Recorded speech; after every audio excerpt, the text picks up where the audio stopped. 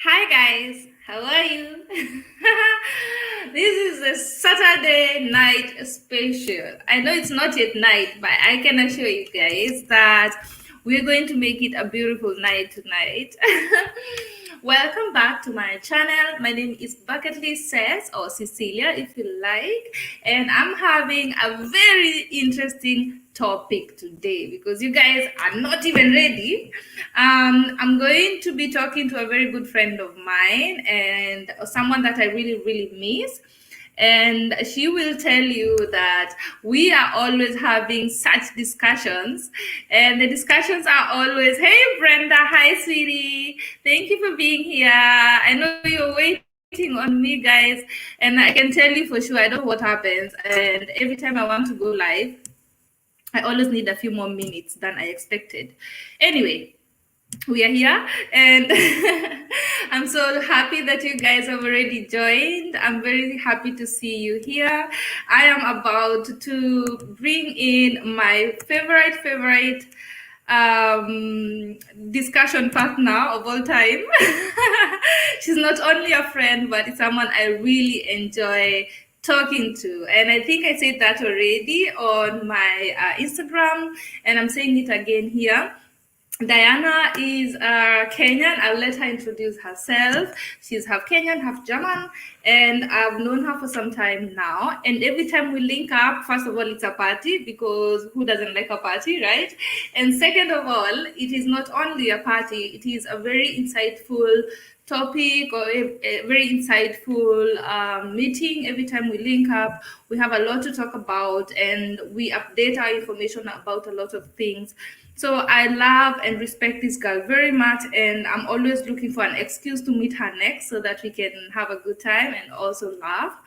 If you watched my video where I was in Ulm, I was with her, and she doesn't like being on on camera so much, so I'm very happy when she agrees to come on camera because I know she's doing this for me. So I'm very happy that I get to talk to her today and you guys get to be part of it.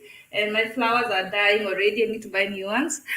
And yeah, so guys, I'm very happy that you're here. How is your Saturday? How are you doing? I'm very glad you chose me on this kind of a day instead of everything else that you could be doing on Saturday. I don't mean to remind you of other things you should be doing. I just mean to say thank you for being here, and I hope that you stick around until the end. And I promise you, you're going to get a lot of value from this discussion. Guys, today I'm even drinking water. Let me tell you why. Because the conversations you're having today, water is enough. Water is going to cool everything off. So, guys, I see Diana already. Guy! If you guys hear me screaming in Kikuyu, it's about time. Leo ni Leo. So, guys, let me welcome Diana and then we can continue with this conversation. Abu, by the way, if you're in our WhatsApp group, please, our YouTube WhatsApp group, share this link with everyone. Tell them to come on over, please. I want everybody to be a part of this conversation today. So, Diana, come on over, girl. Come on over. Hi. I even got dressed up for you. Oh my God, I could cry right now. I miss you so much. Hi, good to see you. Good to see you. Look at you. What? Ati lockdown. But we've decided. Lockdown. I'm telling You you. look so good. Sounds well, but make it interesting, I guess. You've made it interesting, all right? You look really good. Hi, girlfriend. Hi, how are you? Good to see you. See Even you. if Good it's to just see you virtually. too. Good to see you too. Guys, okay. I miss you so much, Dan. I'm so happy that you're here. Thank you for saying yes to my invitation. I know it wasn't easy. I'm a bit shy in front of the camera, but yeah. What don't you do for friends? What did you get yourself into, right? On the run. No, I'm just kidding. I don't know. I just don't. It's don't like lovely to cameras. see you But here. How are you? I'm okay. I think I'm okay. No, I am. Yeah. I am okay. It's been a tough, I guess, year for everyone. Yes. Um, and just trying to keep hope alive and somehow, yeah, just be grateful for the little freedom that we do get to have every now and then. Yeah. Yes. So you are not working today. You're always free on weekends. I'm always free on weekends. I Oh am my God, I want your so job. lucky. I'm so lucky. I have, I think, one of the most chill jobs like ever in my whole life. Yeah.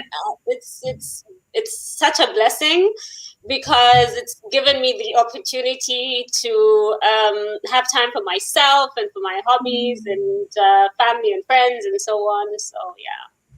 And How long have you been working there, by the weekends way? off. Yeah, and weekends off. That's a blessing, definitely. Absolutely, because I did retail on the side full time and so on for like so many years. I think I worked retail since I was 16. Oh, So I did not know a Saturday off, and but yeah.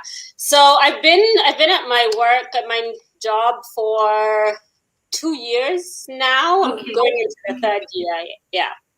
Okay. And then with everything happening, does it affect your job?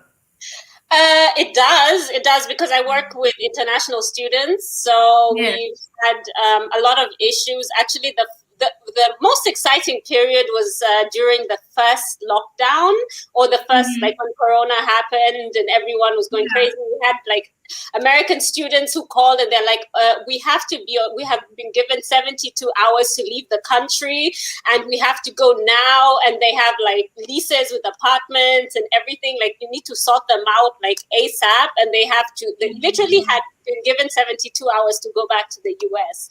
So that was like a bit crazy. Yeah. And then we had How like, do you pull that one off? you just have to do what has to be done, and then there's no protocol, so you kind of just go for it. And, Everything. Yeah. yeah, yeah. So and then later on, whatever remains is what you try and figure out once they're gone, because we can't like working for a partially government institution, you can't afford to get mixed up in the politics of things. So Nope. yeah, so you have to just kind of sometimes even take it, because you're just like, it's ridiculous what's being asked of you, but you're just like, okay, Yeah. fine, it's just a job. So Oh my yeah, God. but it's been quiet, which is unfortunate. I think Yeah. when they opened up the borders in summer, at least we got some European students coming in, international students. But everyone else that came from Asia, South America, North America, Africa, it was all cancelled. There was no them coming in time, for their German classes and then to begin their courses or their semesters and their doctorates, whatever it is they're doing. Yeah. So what are you doing now at work? Because nobody's coming in. I Question, right? no. Watching my videos. Videos, for example. Well, I mean, we're on Kurzarbeit partially, so I only work 3 days a week. And yeah, so you just have to compromise put everything into those 3 days.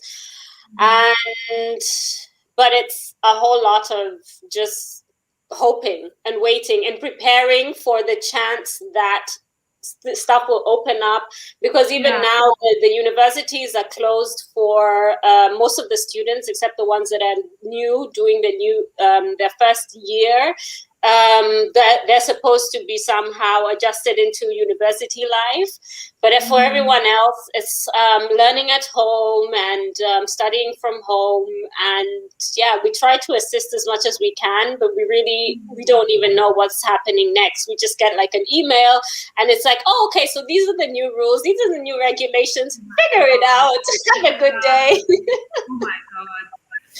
Okay, Diana, I'm almost getting stressed and leaving the country right now. And oh my God, if I had the chance, I'd be at the airport with my handbag and my toothbrush, like. Where would you going? Going where? I don't know. Most probably to Kenya, because that is somewhere I'd feel the safest. Although I've been speaking to friends all over the world, and I wouldn't say I think it's not as bad as it's been let out to be for especially African countries. Well, except a few, but in majority. And I have friends in the Caribbean, and they were like, "Oh, in Jamaica, we're all right. We just have a curfew. That's it." Oh my God. And why are they exaggerating that much, Aki? I have no idea. I don't know.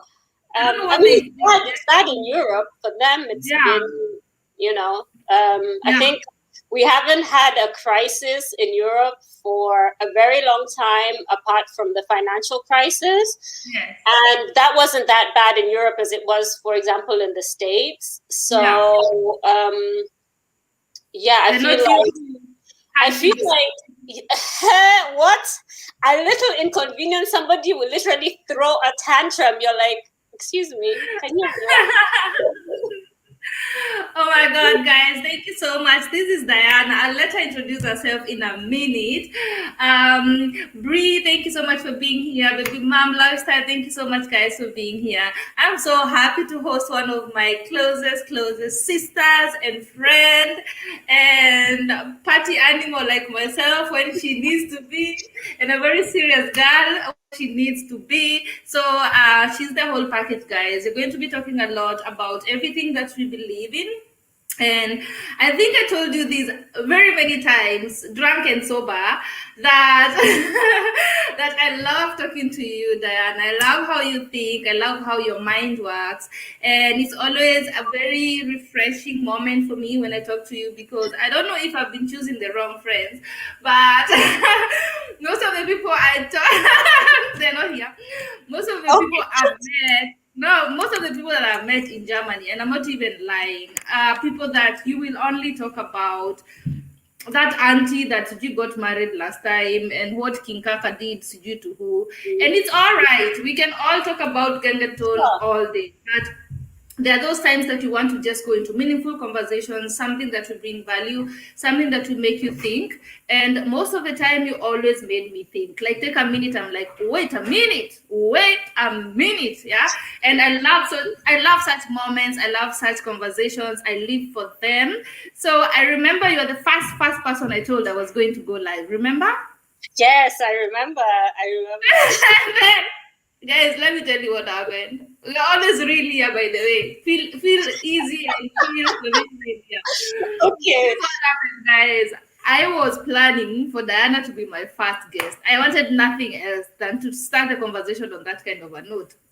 And then technicalities happened, and they failed us both. Vodafone, we're looking at you. Guys, the first time I planned for this first live stream, I wanted it to be on Zoom because I did not know about StreamYard. I did not know how StreamYard works. I had no idea how I can interview anyone or have a conversation with anyone both on screen. And I tried a Zoom, and I thought I was just going to log in and then Zoom with her, and that's it. And we were all set, sitting like this, waiting for the first moment. And then I had some alcohol. Where's your wine, by the way? Why are you... Oh my God, I have to stop this. Everybody that comes here is asking me, where is my wine? I'm not drinking today. My pause. I'm drinking water, imagine. Look at me. Sour. What are you drinking? Where is your wine, Diana? I'm drinking tea. I'm on a fast for like a detox fast. So it's just tea and water for a week. Yay. But you're almost done, I think, right? You said almost like done. Until tomorrow. I think I'm going to run wild. Like, you know, the way you think you stuff everything in your face. I should be at your door on Monday morning with a big bottle. Yeah, especially me, who I love food. I plan my trips around food. And you eat well. Hey! And then the thing of I'm not eating for one whole week. Like, even my partner looks at me, he's like, are you sure that you're doing this? He did not take it seriously. Now stop. Is it time to stop the fun? Okay, you see, so don't get me drunk and you're not drinking. I'm drinking water, Leo, by force. Okay, I have a confession to make. I don't have any alcohol in the house. I have to go buy it. No, anyway, I'm not drinking today. All right, so things happened on that first live stream, guys. I tried zooming and zooming refused me, and I tried to send her links and codes, and I did not know what I was doing. So we ended up just chatting like we always do, just having a girl chat, and we planned that we were going to do this again. So I knew this was the right time to do this. I needed to do this on a Saturday because I don't trust myself with conversations with this one. They go deep, and then we try to dig ourselves out of it, and then we end up in another deep conversation. So this might this might take a minute. That is a compliment, Diana. Hey, Selena, Nancy, welcome to the live stream. I hope you guys are here to stay because we're going to have a very, very good conversation today with not only a girlfriend, but someone I consider very, very witty, and I respect her very much. And yeah, so guys, Diana, let's start here, like I always do. Please introduce yourself with your own words. Jeez, okay. Yeah. I'm not used to introducing myself. No, I'm Diana. I 36 years young. Only. It's very weird to say. It's like a bit of a nowadays I like swallow and then yeah. But I live in Esslingen, that's near Stuttgart. Been living in Germany for most of my adult life, for the past 20 plus years. And yeah, I am a food lover. I love basically a lot of the nice things in life, like good perfume, and that led me to one of my passions now, that is skincare, and also a huge advocate for women empowerment, and yeah, basically that's it. So guys, you ask a lot of questions. So. Very modest. That is not it. Be very modest, but okay. So guys, her name is Diana, and Diana, tell them how we met. I want to know from your words how that sounds. Yeah, it was such a random encounter. So every now and then, a girl needs to have some fun. So I was at just a little bit. I was at the Rugby Sevens in Paris. That was in what, 2018? Was it 2018 or 2017? I don't even remember anymore. That's how long ago it is. Yeah, no, I think, was it after or before? I think it's 2018. I'm not even, I think it's 2017. Yeah, I think it was, it was 2017. Yes, yeah? You're right. Okay, yeah. Mm-hmm. So, and I was sitting there with a bunch of friends of mine who'd come. They were on a Euro tour, and so we met in Paris, and then I was just partying with them. And then you happened to be sitting next to me during a match, and we struck up a conversation, and yeah, we've been talking ever since. Yeah. So guys, it was so random. I don't know why the best of people that I meet them during travels, and that says a lot because that already shows we have something in common, and then it's a very good ground to start any kind of friendship on my part. So yeah, so I met Diana in Paris, guys. I was alone. I was solo traveling. And I wanted to just go to the rugby game because I had never been to one, and I wanted to be on the 2017 Rugby Sevens one. And she has been to more than that. She had been to the London one, I think, right? Yes, I've been to London, and there's a time they used to have some matches in Kenya. I was once in Nairobi, and yeah, and then mostly London because that was, I have friends, and then you just kind of do a whole thing, you know. So yeah, it was my first time in Paris as well, but it was so much fun. Right? It was too much fun. Let's just say it was too much fun. And guys, I was sitting next to them and being alone, and being myself, you guys know me by now, I'm a chit chat. At some point you'll talk to someone and I was like, oh my god, this is so nice. I'm sitting to someone who understands Swahili. You were singing Swahili songs and everything. I wasn't sure if you are a Kenyan or if you'd understand Swahili. I was just trying out. And then I was like, okay, guys, let me just say hi because I see her singing Swahili songs and having so much fun with people. And I see Kenyans talking to her in Kenyan and she's sitting next to me. So that's how we started talking, guys. And we had so much fun. Paris was a lot of fun. And since then, we checked each other out on social and everything, and we started writing each other, and that's how we've been friends. And if you guys have watched the Sevens video, you'll see her somewhere. If you've watched the video, you'll see her somewhere. And I always try to respect the fact that she doesn't like being on camera so much. But I cannot help myself because look at her. She's so pretty. And today, I'm so happy she's here, guys. As you can see, I'm so happy to be. If you see, I'm not even drinking. It's because she's here. Because Oh my God, I feel so honored. Yeah. I'm so happy you're here again. Okay, so let us talk about your cosmetics business. I want to start with that before we start laughing here. And I tried your I tried Body, your what is it called? Butter.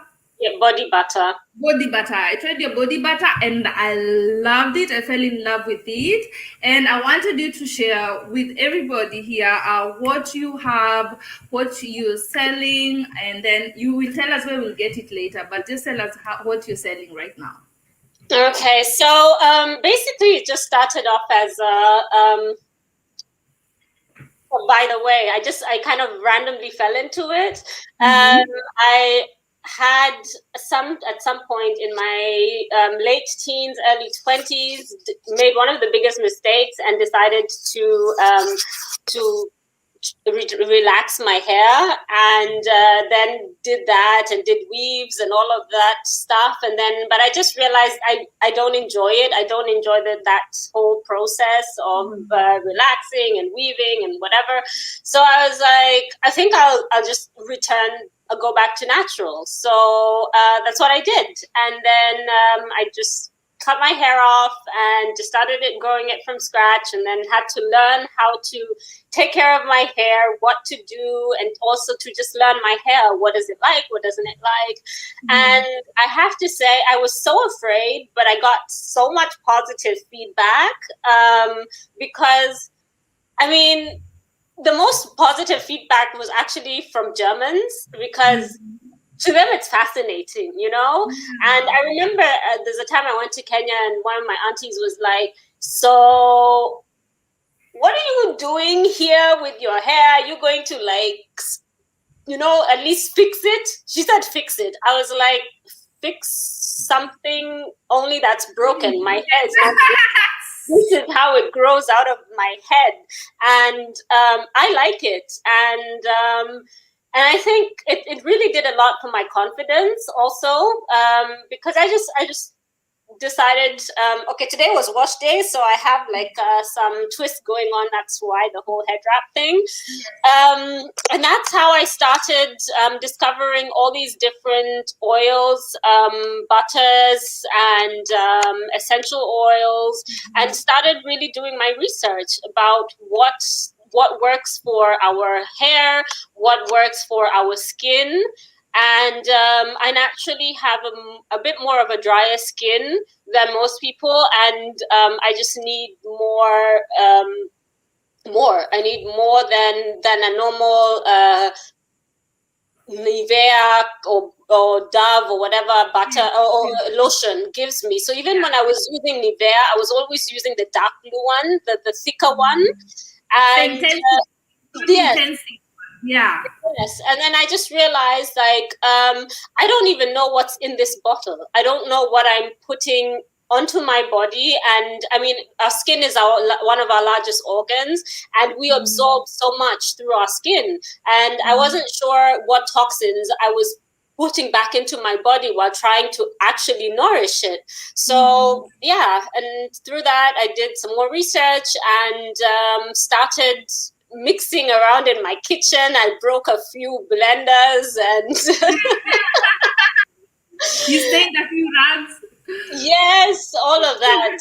And then that's how I just realized, okay, if this is working for me, and if I can, if it's helping my skin, then let me try out and just, give some samples to some friends, and that's what I did. And even friends with, skin issues, neurodermitis, and so on and so forth. And it's been really helpful because basically everything that I put in there is organic and GMO free, and so it's really just good for you. Yeah. What I know or what I've realized is that if you have some sort of reaction to something, then it's just not good for you. And your body is always going to be the best indicator of what works and what doesn't. Yeah. So yeah, that's how it started. Unfortunately, we're supposed to launch this year and actually, no, last year, 2020. And COVID happened. Yeah. And a lot of just stuff got stalled because there was no traveling, all borders were closed, and I did get some of my products that I sourced from our in Western Africa, and a lot of my products come from a background of women empowerment. So like the shea butter that I use is from there, the mango butter, and so on and so forth. So yeah, with travel restrictions, you can't always like really go on site and see what it is that is you're being sent, which is important to me because I want to authentically be 100% on board with what I'm selling. And yeah, so it's been a bit slow and a bit tough, but yeah. Yeah, I think it's not only for you. I think for most businesses it has been tough, especially if it is a startup and you're just starting off. A startup you need to launch it in, or at least you'll have a lot of people who can try it out. I've tried it out. I know what I'm talking about. I'll tell you guys in a minute. You need a lot of people who can try it out. You need to network. You need to bring it into stores. All the stores are closed. People are not meeting each other. So I know it's not easy, especially in a startup. Yeah, if it was something that was already launched and in the market, maybe it would have been a little bit easier to just market it online. But right now, just starting off, it might take also some time, but I also think it's a very good idea because now you have a little bit of time with your product. You have, either if there are any changes to make, you can make them now. Any changes to make it. Yeah. So I've also said I'm using this time that we are indoors to just perfect the product that you have. If you have a product, perfect it. If you have a YouTube channel, try to perfect your thumbnails. Try to just those changes that you can make to your product or to whatever you are giving people or to your services. So guys, let me tell you, I was at her place because we were in Ulm, and yeah, so I was at her place and she gave me something to try out, one of the butters, and I took it, guys, and I've never felt so refreshed. And if you can see her right now, but if you really see her skin, if it speaks anything, it speaks for her butters, really. And being here and having our kind of skin, sometimes you look for butters, you look for lotions, and you'll never be satisfied at what is going on, because you look good, and then after 5 hours you look like you've never put any lotion on yourself. Or have you guys tried not oiling your skin for 2 days and see what happens? That is what happens with the lotion that you buy here. So I tried yours and I loved it, and I said I will not ask for another try because I don't want to be that kind of a girl. I want to really, really support you, and I cannot wait for you to launch because I'll be the first one to buy a whole box and even give them to my subscribers because I tried it firsthand and I know they're good stuff. I want to commend you on that. It is not always that you find things for our skin and for our hair that really works. It's very, very, a lot of it is either scam, people are trying to make money, or people are not passionate about it, so they do it Ivo juju, vimandazi mandazi, we say in Kenya, yeah? And man can't say. You can see that you've taken your time. German comes out now. If you see, Automatically. you start speaking Kikuyu, ni kubaya. So, so at least you can see that you've taken your time and you're passionate about it. That's what I love about your products. Okay, so among a lot of other topics, I don't even know which one we should speak about. I Just don't even know. start Let me, anywhere. I'm a bit nervous. But let me tell you, the one I'm starting with, we might end up drinking because everybody that all the women that speak about this topic end up not only fighting about it and having an opinion about it, but they end up, it's always very touchy. I don't know why it always touches us somewhere. Like there's that sensitive point, all of us as women, it okay. always does. So I want us to touch each other kidogo somewhere sensitive with this topic. And the topic is, and a lot of people here are female, and I know men will be coming in a minute. Wacha atokee job watatupata hapa. So do you, as Diana, do you date up, down, or equal? And you guys know what I'm talking about. Do I now or have No, okay. Let's okay. say Okay, let me start here. When I was young and dumb and naive and unsure about life, I definitely dated downs and also equal. So it balanced out. yeah. But I have to say, every single time I dated down, hey, did I not live to regret it? Did I not live to one day pull my ear and be like, what were you thinking? Tell us about it. What is the worst that has ever happened? What is the worst? Okay. I cleared uni and thought I had met the love of my life, and he was my everything. And so he moved back to Kenya, and I had then actually had a job offer, a really good job offer, and I then decided, no, screw this. I want to be with a man that I love. And since he's in Kenya, we can't do that. Nothing we do. Don't tell me I'm in love. You know, and my parents literally sat me down and had an adult conversation with me, which I commend them for, but I was not an adult. I was in my early 20s. I was young, I was stupid, I was in love, I was infatuated, I was blind, all of the above. And then, so I decided, screw the job offer. Who needs a very good paying job, and who needs, I can do this, love conquers all, whatever. You went back to Kenya for him? I went back to Kenya for him, and I have to say... Wait a minute. Let's not go so fast, Papa. Guys, wait. Now you're wishing that was wine, I think I have one shot remaining somewhere, but I don't have wine. Okay.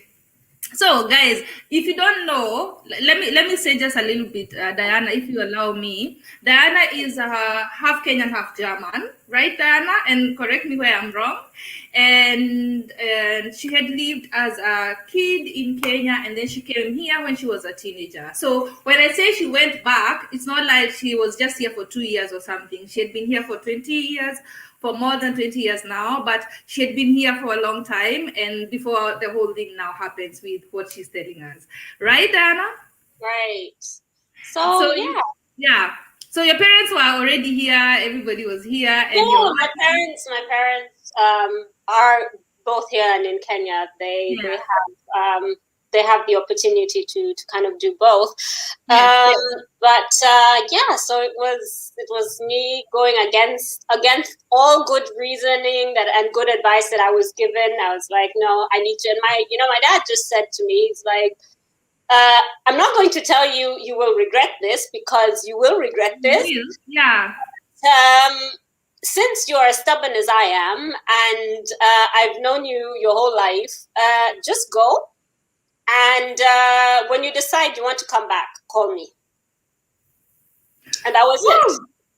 how you are that was your early 20s, you said, but how old exactly were you? I was I think 22 or 23. Yeah. Okay, yeah. We always think at 22 you know everything about life and nobody can tell you anything. What? You know nothing.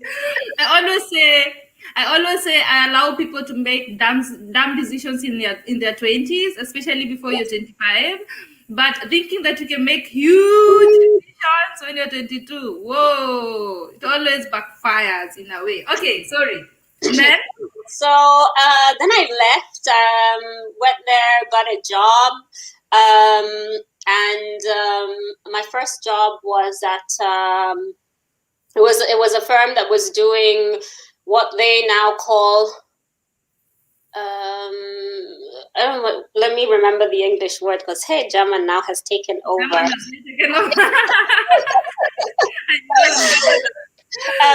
Good corporate governance. Exactly, yes. That was it. Good corporate governance. And I was responsible for planning all of their conferences. So what we used to do is we used to go to the private sector, to the public sector, and invite them to different seminars on how to, improve in their good corporate governance and so on and so forth. So I was working with everybody and anybody in Nairobi, and so it was just a lot of networking, a lot of just getting to meet people, which was quite interesting. And I have to say, I do not regret doing this. I do not regret this decision, because through that, I have been able to meet and work with a lot of amazing people. Nevertheless, I think I should have taken the job that I was being offered and would be somewhere totally different today. But, you live and you learn. Yeah, it's always a lesson. Yeah. So what did this guy do that swept you off your feet? I don't know. I think it was just like he seemed to be this amazing person, and I mean, he's a nice person. I do not have any issues with him. I think for the past years, when I go to Kenya, we do sometimes randomly bump into each other, or I've actually even sat down and had drinks or a night out and stuff. So, what's in the past is in the past. Yeah. But, those relationships that you have several to learn stuff, mine came in one package. What? One package. So, I mean, he's a very jealous person, and I think also quite insecure. And it's not easy if you're dating someone like me to be that way.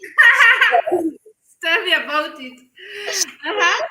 And his way of building up his ego was to randa and be with women all over the place. Oh my God. I think the first wake up call was when he got a woman pregnant. And that's when I knew. I was like, okay, it's one thing to always hear stuff, but to have this evidence, yeah. And also then to know that how he went about it was really shady. And then this is my life. If he doesn't respect himself and his health, then that's on him, but he cannot be risking my health and my life. So by that time, were you living together? Yes. When I moved to Kenya, we got an apartment. We lived together. We were love. So he was doing all of these crazy stuff while living with you. Yes. So sometimes you call someone, he's like, yeah, I'm on my way, I'm in traffic. You know Nairobi traffic. So you're like, okay, so let me just yeah. And then out of traffic, so suddenly you're like, hey, okay, it's 10 o'clock. You call, it rings, and then someone hangs up, and then the phone goes off. Then you're like, okay, what is happening? Like, has he been hijacked? Or, so I had like so many sleepless nights, and then it got to the point that I was like, I don't even care anymore. Like, I don't care. So yeah, but then I think when that situation came up, that was like, okay, wow. And then I hadn't even had time to digest it. 2 months later, the next woman came up with her child. How long were you with this guy?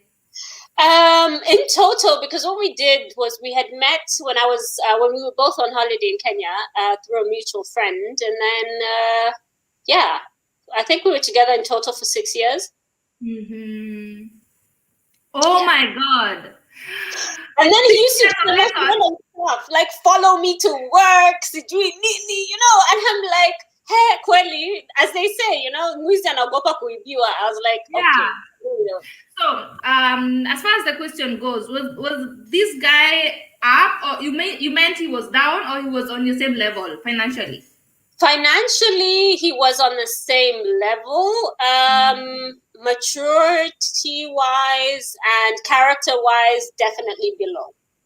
Okay, but he was also not as old. He was also almost the same age. He was just a bit older than I was. Yeah. Then we can excuse him. I mean, he was old enough to know what he's doing is not right, and to okay. Like, he was in his end 20s, I think, or early 30s. Early 30s, exactly. A little bit more. So, but yeah. Oh my God. Am I sorry, or am I thankful that you had some lessons? I'm not even sure. For me, I'm thankful, because there are things nowadays, like someone would say to me, I just look at them and be like, okay, yeah. It's all right. Okay. I'm one person that I believe in love. I still believe in love hopelessly, and nobody can help me out of this one.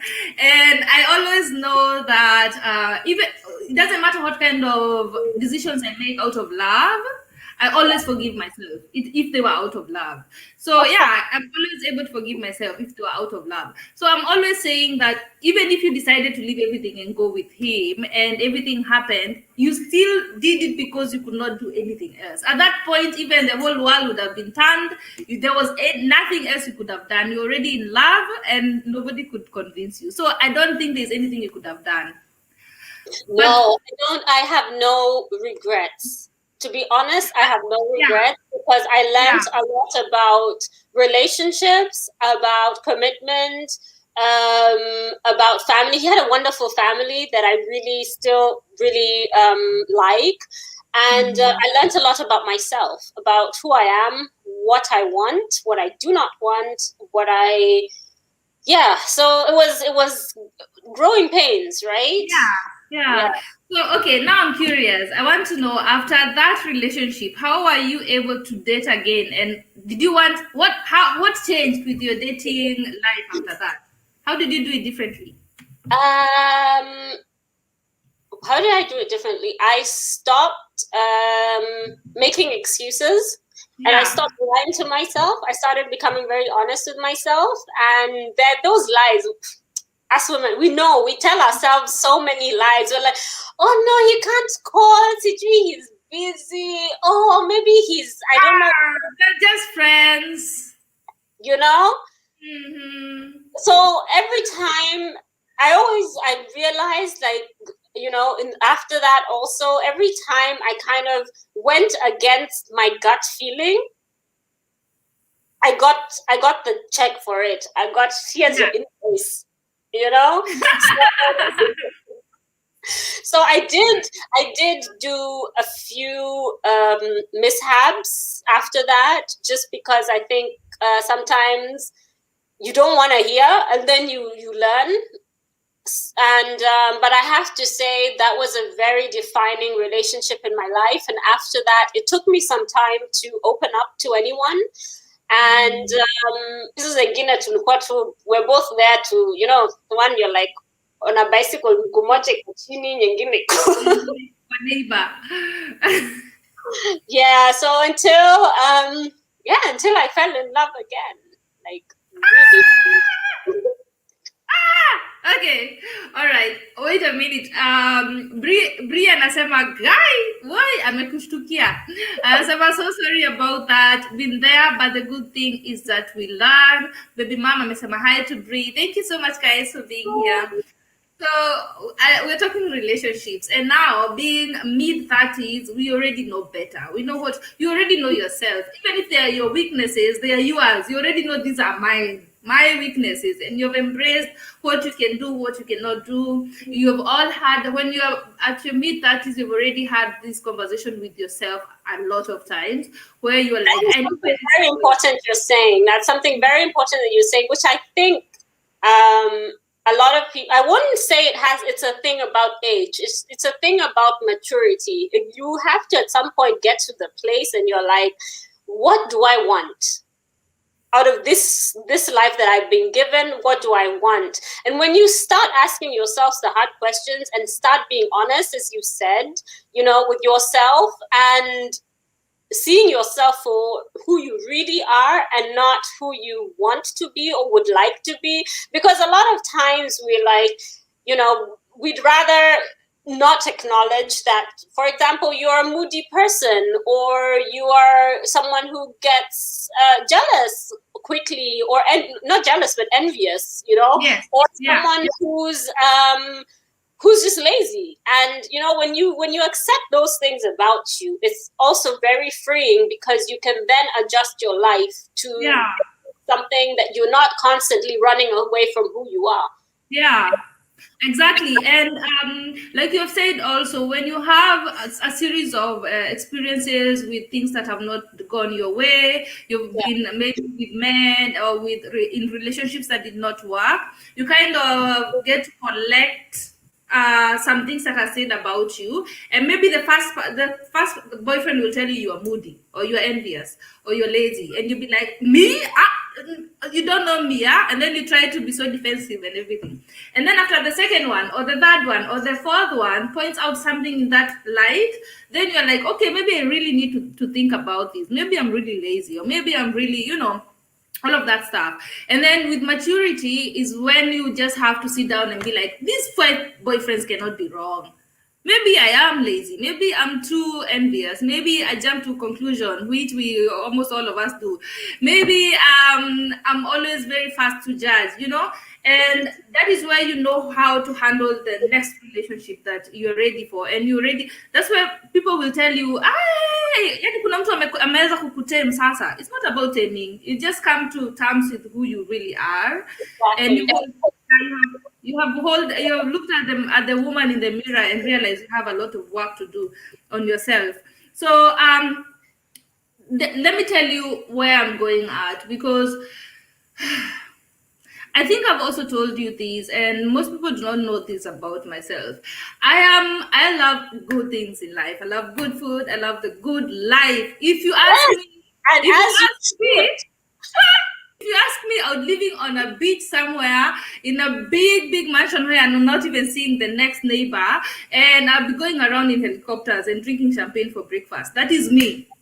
But when it comes to men, I don't know what happens, Diana. I don't care for that at all. What does that mean, though? That means that a lot of people expect me to only fall for people who can do such stuff for me. Mm-hmm. And I end up, every time I met someone who could do that, or every time I met someone who was way above, you know, that level, I never really click with them. Like, I find myself always colliding with them, because the biggest part of me is that I like being myself, and I like being able to do things for myself. And when someone comes into my life and they want to take that away, and they want to do something for me or do stuff for me, but also dictate what I'm how far I'm allowed to do things for myself, then it becomes very hard, very, very, very hard for me. And it has always been like that in my life. And I had to come to a point and realize when I start going out with someone like that, I'm forcing it.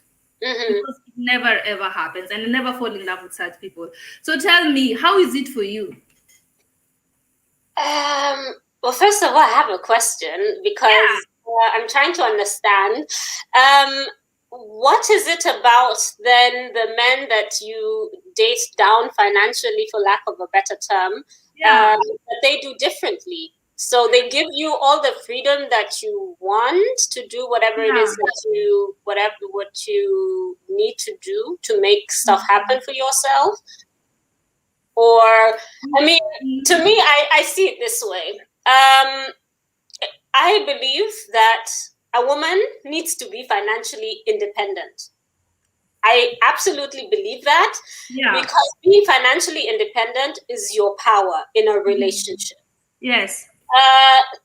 When you know that you do not depend on a man for money or to put a roof over your head or to put food on your table, you will make informed and clear-minded decision in your relationship.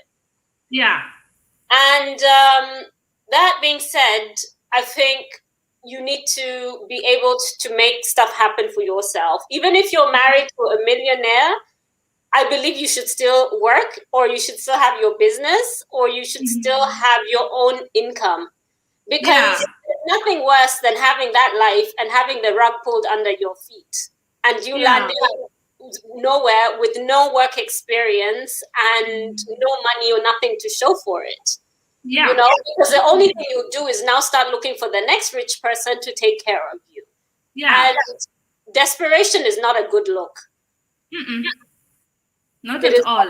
Look at all. So, but I do believe that if a man loves you, he will provide.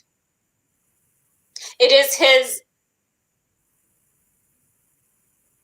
I would say, almost instinct. Natural. The thing to do is for him to make sure that you are okay, that meaning that you have somewhere to stay and that there is food on the table. He might not be giving you fancy jewelry or trips to God knows where, but he will be doing his part and his responsibility. I believe that. Because for me, those guys that would tell you, oh, no, for example, when it comes to Valentine's Day, oh, no, me, I don't do Valentine's Day. Actually, you show love every other day. So you send flowers to your girlfriend every day because please let me know why one day in a year is all of a sudden such a big deal when all other 364 days is okay for you to show love. Why not on this one day as well? Yeah. Like, you know, so to me, I get it. So let me tell you from my part. I'm trying to understand, is it because you feel like you need to be free, or because you can be with somebody who's financially just as or better off than you and still be free? So let me tell you, I know that, and I know it is very possible to have both, to have money and to have love at the same time. I understand that. But my experience has been totally different because I've dated both sides of the financial levels. And people who are really, really rich and have it all, and people who have nothing. Yeah, I have done both. But my experiences, according to me, this is not how all men are, guys. According to the people I've met, is every time I met someone who was way, way, way ahead of me financially, they kind of try to put me in a box because of the money. And one of my big, everybody knows that thing where it's a deal breaker for you. That one thing that's a deal breaker. If it's maybe he's talking to other girls, is your deal breaker, or if he wants you to just look a certain way or just dress a certain way, it's a deal breaker for you. For me, my biggest deal breaker has always been being with someone who's putting you in a box. Like, okay, now because I'm the one paying, I'm saying we're going to Bahamas, like Bree is saying here, we're going to Bahamas for the holiday. We're not going to Kenya because I'm the one paying, And Yeah. not being able to have my own options because I'm not the one paying has always been a very big issue for me as a person. And I did not need to understand where it came from, or I came to understand where it came from, and everything with upbringing and everything that a therapist would talk about. But I came to understand is a very big part of me that I will not be able to be really happy in a relationship if I don't come clear to that point that I am not able to be with a person that has to dictate everything I do because they are paying. And that is the only issue I've had with people with money in my life because that's what they've all tried to do. I had one boyfriend who was just But I trying have to let me just object that yeah, the issue is not the fact that the issue is the lack of respect. exactly. It's the lack of respect. And when there's no respect, there's no love. Because if a man doesn't respect you, he does not see you as an equal or worthy of, let's say, an opinion, or does not even consult you in anything, then Yeah. you shouldn't be there in the first place. If he has money or no money, it makes no difference. Exactly. And the problem is that the people I've met, again, not everyone is like this, but there are people that I met in my life that were in that position. They always package it in another way. It's not like I don't respect you. I just want to give you a good gift. And the gift he's giving you, he knows you want to go to Kenya in March. He's giving you a gift to go to Greece in March. You know what he's trying to do? He's trying to change your mind so you don't go there and go where he wants because he's paying. And that always made me collide with them. And I found out that we were fighting almost on a daily basis because I'll eat what I don't want. We'll go to places we don't want because he's trying to disrespect me just because he has more money than me. And or someone will tell you don't have to work. You must not work if you start with me. You just need to get kids and be in the house and wash and clean because I'm paying for everything. And that has never been acceptable for me. And that is why I had to come to a point and be clear with myself that is money that important to me that I'll want all the factors in my life to be determined according to how much someone is doing for me financially? Or can I also find a love where money is not as much, but also just enough? And then I tried both theories out. And I can tell you for sure, I'm much happier, and I've always been happier with people who are in my same level as me. And not many people understand that because many people know me as that chick, that chick that wants everything. But also, I like always, okay, what is going on? Yeah. No, I think when it comes to relationships, money should never be a factor as a primal factor. It should be more important to figure out the basics, like what values do you have, what are your goals, stuff that are important to you, and someone's character, because as in it sounds a bit wild, but someone can wake up one day and literally not have anything, and what are they left with? So if you're with that person because of their money, and then the money is stripped away from them, you're left with someone you can't even stand. What are you doing there? Like, I thought someone, what was it? Usilie kwa baiskeli. What was that? Afadhali kulilia kwa sijui ilikuwa sema nini, kucheka kwa I don't even know, but people know. Yeah, but you know what I mean. It makes it's not true, because you can be happy in a relationship that you're dating your financially equal. You can be just as happy dating someone who is less financially has a less financial standing than yours, or even one who has a higher one. I think the factors that really make a relationship work are not necessarily money. Of course, money is important. Like, we can't lie to ourselves that money is not important, because when there's no electricity, no one's laughing. So there's no food, there's no love making. Hey Mwanaidi, thank you so much for joining us. Okay, guys, we're talking about dating up, dating down, or dating equal. and I'm just sharing what my experience has been and what I'm always trying to, because many people who get to know me, like half of my life, I've had people who have been equal to me financially. And what has happened is that I love building things together. I don't want to come and you already have a house, you already have cars in your driveway, and you already have everything you need in life, and I'm starting over, or I have to come and fix and just fix it somewhere, be fixed somewhere in your life where I don't even know where the struggles were and what you went through to get where you are. So it has always been that part of me where I always wanted to build something with someone and also be on the same page.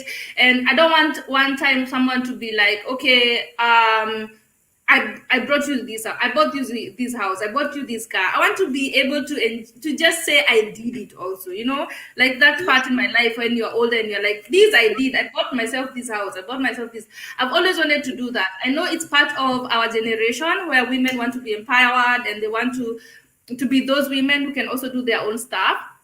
And that is something that most men that I came to know always took away from me. And that's why I came to a point where I was like, I love the money. I want someone who's also financially okay and everything. But most of them don't respect me for who I am and don't want me to get my own stuff. Mm-hmm. So to be clear, I don't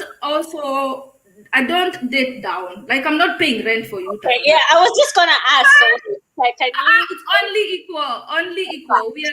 We are earning the same, or you are not earning so far away from me, not so far away from me, so that I'm also helping with stuff when we are building or investing together. That is how I like it. But down, I'm not giving you money for shit. I don't care if you're outside in the rain. If you're a guy, I'm not giving you money for nothing. And you'll not see my cash money while people go into their wallets and give guys money. Why? I'm not doing that. Yeah, I never understood that, because my thing is, as women, and especially as Black women, we have it really tough to make stuff happen here. Like the stuff the jobs that you get, or all of those things. And then men, of course, have it easier than women. Right? Everywhere in the world. So women a struggle zangu, I am supposed to be building you who has an easier opportunity, or a most likely opportunity to do. No. Yeah, I've also said, I don't know. Okay, men will hate me for this, but I don't think for 1 minute that women need men for such things. That is not why we need men. We can always get our own cash, guys. We can always get our own stuff when it comes to material stuff. We need men for other things, definitely. But that does not mean that you take away you put your shoes off and put your legs up and I'm going to feed you and pay your rent and put apana. That would never happen for me. By the way, that one is not even at TCG. We'll talk about it. TCG will see. I'm done with you. Apo yosiku. But once I see we're in the same level, or you're a little bit juyangu and you're really going for it, the people who are just really going for it, then I'm not going to not give you a chance just because you don't have the biggest car in town or all that. I've never been that person at all. But I can also say another thing. There are men who date successful women, or women who are go-getters, and then they think, okay, now I can chill. Yeah. I'm parking. I'm going. I'm not even parking. I'm going without parking. Really? So men do that? Men. Okay. I honestly, I remember there's one time there was a guy I fancied, and he was this very hot, chocolate-skinned abs. What? Hey. Some point, dude is like, so we're hanging out. Dude is pacing up and down like, those animals in the zoo, one corner to the other, one corner to the other. I'm like, okay, so what's up? He's like, yeah, I'm so stressed. I'm like, oh, okay. All right, just drink my wine, watch my movie. I'm like, I'll figure it out, because if I ask what's wrong and you don't want to tell me, then clearly you don't want to talk about it. Yeah. And I put it up, okay, hema. Then dude is like, so yeah, don't you want to ask what's wrong? I'm like, but I did. So, but if you want to talk now, go ahead. What's wrong? Hey, dude was like, oh, Sijui, I was supposed I have an investment. Sijui, what? The ones I have an idea. Those ones that I have an idea. Keep your ideas to yourself. So I sat there and I looked at him and I looked at him, and then he was like, "So how much money do you have in your account right now?" Like, I'm like, "Excuse me?" He's like, "Yeah, you know, if we're supposed to, like, if you're supposed to remove money from your ATM, how much do you have?" And I'm like, let me just humor myself. I'm like, "Yeah, 1,000 euros." He's like, "What? Only?" And the way you I don't know what. Hey, did the insults not rain on me? No! Your money! My money. The dude was like, "Oh, Sijui." I think that was the first and last time I fancied someone from that nation. Yeah. Don't bash, because I have friends who are from that country and I like You're them not saying as a bad. people. No. I was like, so this is what women go through when dating a Westie. I was like, I miss, I can't make. Dude was like, "Oh, Sijui, when someone sees you, the way you are dressed, the way you carry yourself, nyumba yako, sijui nini, ati that's the only money you can come up with."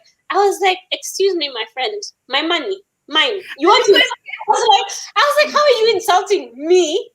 And you are the one who's You're not asking for money. I didn't ask you for anything. What is going on?" I was like, Okay. Let's talk about something else, Diana. Wait a minute. Let me just say, read a few comments kwa sababu zitakuwa mingi and then I'll not be able to read all of them.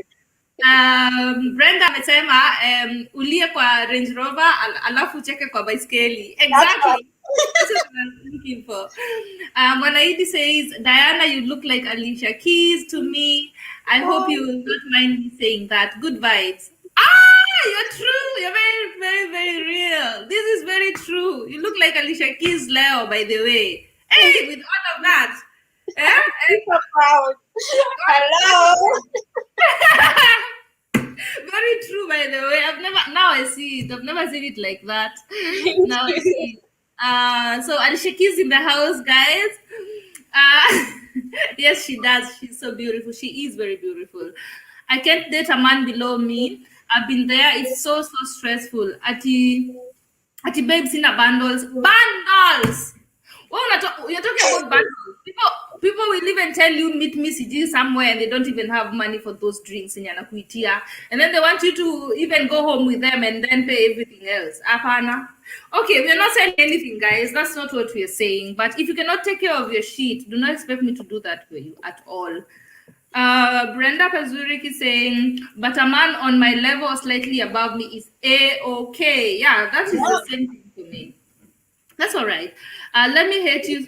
Let them hate you, says. It's true. We aren't feeding men. No, we're not doing that. And that is not what we're talking about, guys. We're talking about, I don't know people. Okay, let me say this. I have known girls, Diana, that have never tried to find a job in their life. But the kind of men they want to date. And there's nothing wrong with that, guys. But sometimes you have to be realistic. Be realistic, because I know a lot of women who are going to their 40s. They're not in a relationship. They've never met someone. They've never been in love because of such expectations. You cannot never work for yourself, never know how to get your own cash, and only expect to be treated like A class. You have to make sure that you're A class first yourself. You have to make sure you are at that level first, right, Diana? Right, because I mean, at the end of the day, is what do you bring to the table? If it's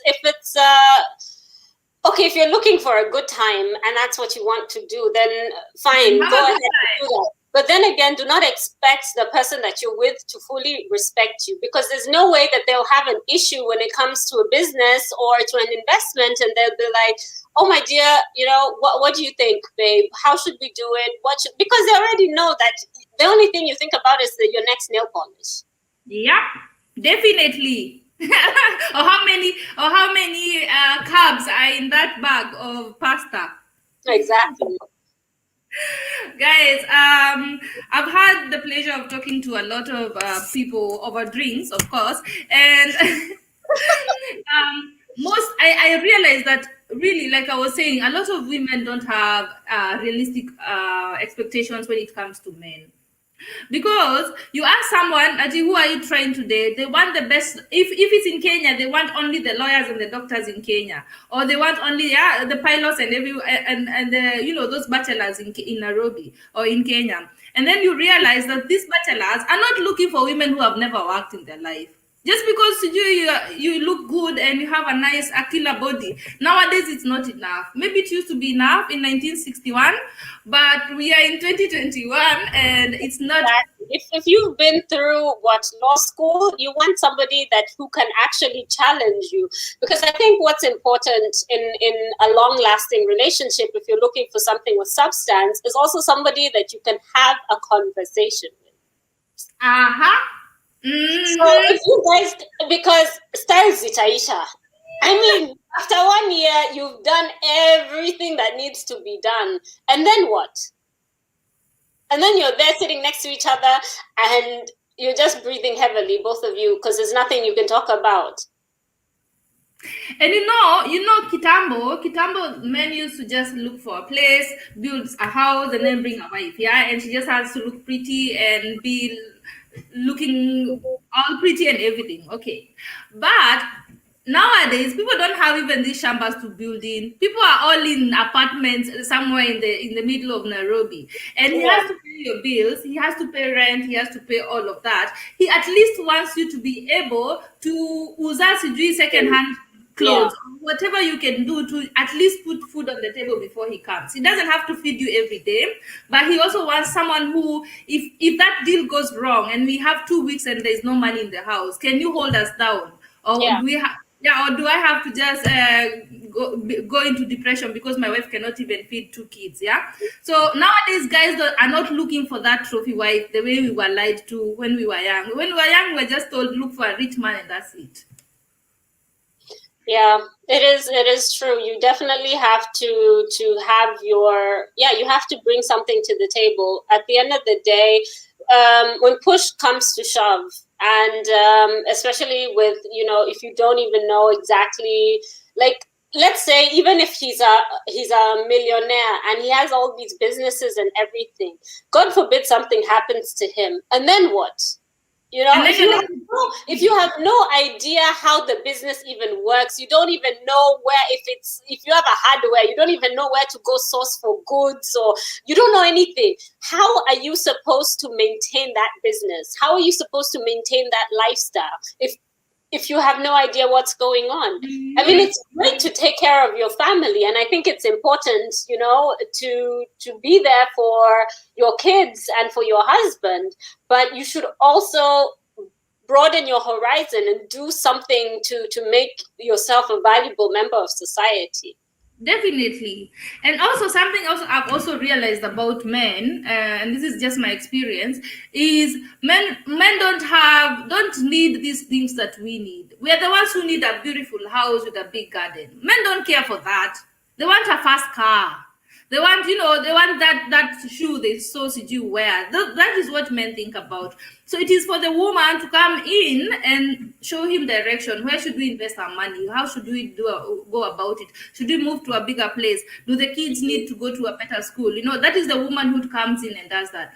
But if you're that woman who's only thinking about their nails, like Diana was saying, or carbs, or how many kgs do I have to lose this month only, and there is no discussion you can have, there is nothing you can do to bring more money into nowadays guys are not interested in that at all. And for the people who are still waiting for that man to come from Runda and sweep you out of your feet and bring you to a big mansion in Runda, you on your way there, on his way to you, he has met some other people who have also got jobs and everything, but they're also desperate looking for a guy. So it's not like he will pass all these other women that are on his level financially and leave them and come for you. Right? Yeah, that's what I'm talking about, the expectations, because like I was saying also, we can only have so many doctors in Nairobi, right? When says they're on strike, they're not even being paid. We can only have such doctors. How many? So many doctors in Nairobi or in Kenya. Let's talk about Kenya. We can only have so many lawyers. the men that are eligible for your, that level that we are all putting ourselves in, the men that can be candidates, they are very, very few compared to the women that they would be interested in. Because if I was a man and I'm earning good money, I'm a millionaire, I would look for the hottest chick in town, right? And not Right. only hot, yeah, and if I have so many to choose from, because there are so many to choose from, I want the hottest and the one with more money and the one who is smartest and the best and the best and the best, yeah. So if you're not able to do that, you are not able to even pursue education, you don't want to study further, you don't want to work, you don't want to look for more money, you don't want to work out, you don't want to have that killer body. If you don't want all of that, stop expecting to have a grade one guy who's just coming and sweeping you off. It is not realistic. That is just the truth. That is what I would say. It is not impossible, but it's not realistic. You have to put in the work. Nakwambia leo, I don't think ningeendea tu pombe. Brenda is saying, ati kwanza pay your own rent, nails, Uber. Kwanza those ones that sijui nilipia Uber. But I realized that's a Kenyan thing, right? Because as in, the majority of my adult life was here. So me, I don't even know how kukula fare. I don't even know how to do that because here, what my friend dude will be like, talent get rent. Like he'll be like, yeah, everyone's paying for their meal, and you're like, okay. So that's when you learn to leave the house with some money in your pocket before you even go on that date. And it's not like he can't afford it, but he kind of wants to see your reaction to it, which, I mean, that's to me a done deal, because if you're asking me out, you can at least pay for my meal. But here with the emancipation and the way people live, because I mean, I have friends who have both got good paying jobs as a couple, and but they pay everything equally. As in, and that is how it should be, if you ask me. That's how it should be. I mean, okay, it doesn't matter. It doesn't mean that now I've been with my boyfriend or my fiance for so long that every time we go out it has to be 50-50. But at least he can pay today, maybe tomorrow I'll pay something. I don't mind for that at all. Or we go out and he pays for dinner, and then afterwards we go somewhere and have ice or a dessert and I pay for it, or a drink or something. I don't have a problem with that. yeah. But if you cannot afford your Uber to Nairobi CBD, stay at home. What are you talking about? She'll be there with him, and then 5 minutes later, friends walk in. She said, "Oh, babe, look, here are my friends." Have you not heard of those stories? Someone comes on a date with 3 or 4 chicks. I know. Let me tell you, and I'll be very, very honest with you about this. We have done that too, because I was in Nairobi. I was living in Nairobi when I was 22, 23 for a whole year. The best thing about where I was living in hostels in Koja, so in the middle of town, and there were always things like this. Like a chick gets a very hot date, but the date doesn't want to come alone because they're just drinks and sijui a match, sijui zile vitu za ball. And then they carry you along, and you are not planning for it. So the best thing about that was that we were living in town, so you don't need Uber or taxi or anything. Utamitu hapa hivyo alafu mrudi hivi. But I never went to a date with a guy that is asking me for a date without any money for me. Nakwambia, I'd rather drink Fanta until the end of the night. I'll tell you, I don't even drink just because I can't afford it. Yeah, but I think it's a whatever. It's a cultural maybe thing, or also, but then I find it quite unfair, because you see someone who's in, for example, in high school. It puts a lot of pressure on the men, on the young boys, I would say, not men, on the boys. How is someone who's getting pocket money, is going to school and everything, now supposed to be taking a girl out, and she expects him to take her to Pizza Inn, or I don't know where the young people go to eat. And he can't afford it, and he can't ask his parents to do that. And I think those expectations are also unrealistic. And it pushes it to the point that we have the relationships that we have, that you have university students who are dating each other, but also on the side have a sponsor on both ends. It's not only the girls, it's also the guys, you know? Yeah. And so that's where they go to get their pocket money and or the extras that their parents can't afford. But I feel like it's something that really needs to, it's topics that need to be discussed in society, because it's not right. The morals are screwed up, and you can't only blame the young girls and the young boys for doing it. You also have the older men and women need to take responsibilities for their actions, because it's basically prostitution in a nicer way, you know. And I feel like it's something that our society really needs to deal with. I agree with you. Yeah, I mean, it's a mixture of how you raise your child, and also because responsibility does lie with the parents, but there's only so much they can do. You know, there's only so much that they can do towards, like, if someone now has gone to university from a country to Nairobi, ye pia anataka kushine, ye pia anataka the latest fashion, the only money, you know, you guys have had a harambe to be able to send your child to university and everything. And so they get lured into that lifestyle. And it's not, I'm sure it's not easy to say no, but something has to give. Right? Okay, I was telling someone that I'm writing a book on the boy child, and they were like, what? Let me tell you why. I feel like the world is a little bit unfair to the boy child. That is how I feel. And most women expect that all of us will just talk for the girl child, and let's talk for the girl child. And it's okay. We've been talking for the girl child the whole of this time.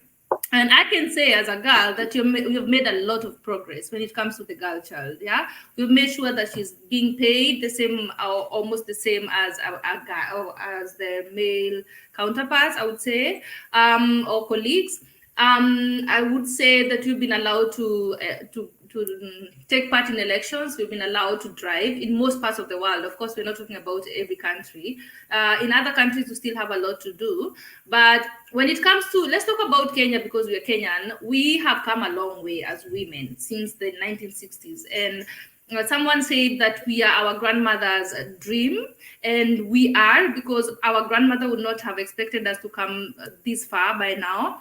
And we have our own money. That's why we can have these conversations and say, we have our own money and all that. And thank God for the women that went before us, because they helped us get there. But I feel like somewhere along the line, the guys and the boys were left behind, because the way that our grandmothers and our mothers fought for us, I don't think it's the same way that men fought for the guys. But whose responsibility is that? It is not ours. I would say, okay, that is where the conversation comes in, because okay, we think that we are responsible for the girl child as women, which we are. But boys are also our sons. Boys are also our men, right? Where do we like pause and then go back and pick the boys where we left them? Because I really feel they're still very much behind. Because as you think about it, because I see how you're thinking now about it, as you think about it, why is it that most women right now are at a point where they can do everything in their lives, but they're not finding a man? Because I think, if you ask me, is because the man they have not come the whole way with us. And that's why we are not finding the same kind of a person you can connect with in the same level that you're thinking. What do you think? First of all, I disagree. Okay. I do not think it is our responsibility. Disagree so we can talk. Yes. I do not think it's our responsibility as women to empower the boy child. I believe it is, I mean, because as a mother, you already do your best for your child. But when you have a son, it comes to a certain point that you have done what you can. And that is the point where the father takes over. and does the mentoring and molding of his character, his values, and not only by telling him and teaching, but also by living by example.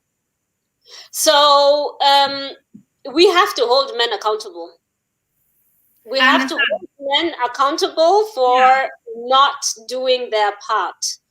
And the thing about us women being successful and not finding men,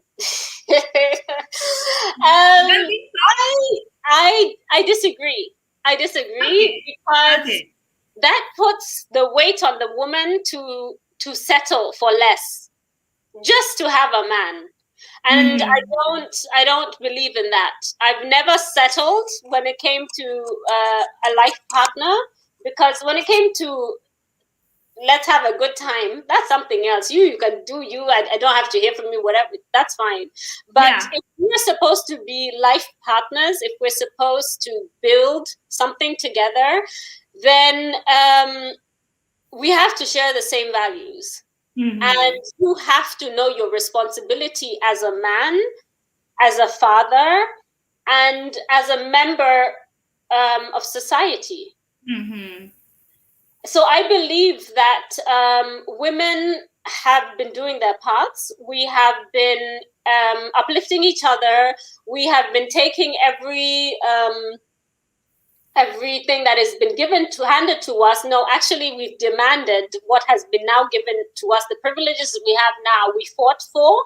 And this has gotten us to where we are now as women, that we can go to university, that we have to, that we have all the chances. We can even become president, right? But I feel like that our responsibility is not to nurture or to baby or to stoop a little lower for a man to be able to feel like we can get a man. Because if that is the kind of man that you want, then go for it. Go for it. If you want a man that you cannot be 100% yourself, that you cannot be the go-getter that you are, that you cannot go get that PhD because you're afraid that your man's ego will not be able to survive it, then you might not be very honest with yourself. Because that will never be a relationship that you are 100% satisfied in. So the responsibility is not on us women, that we cannot find partners. The responsibility is on the men that also need to grow a pair and be like, you know what? For me, I'm okay being Angela Merkel's husband. Yeah. You know? I am okay with being the husband to so-and-so. And I can hold my own. The same way we're demanding from women to hold their own when they have a successful partner, is the same way we can demand for men to hold their own. I understand. I get you. How I feel, what I've always felt is, and I'm an observer of life and matters in the society. I think, according to me and how I was raised, that I was like being prepared for success as a girl, right?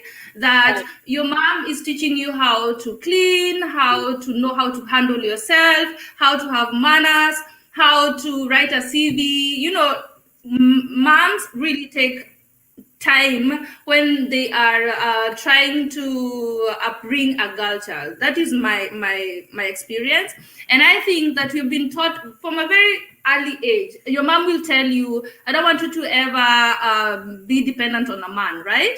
I want you to have your own jobs. I don't want that every time you need your own tampons and pads, you have to ask for a man. You'll hear these a lot when you are young.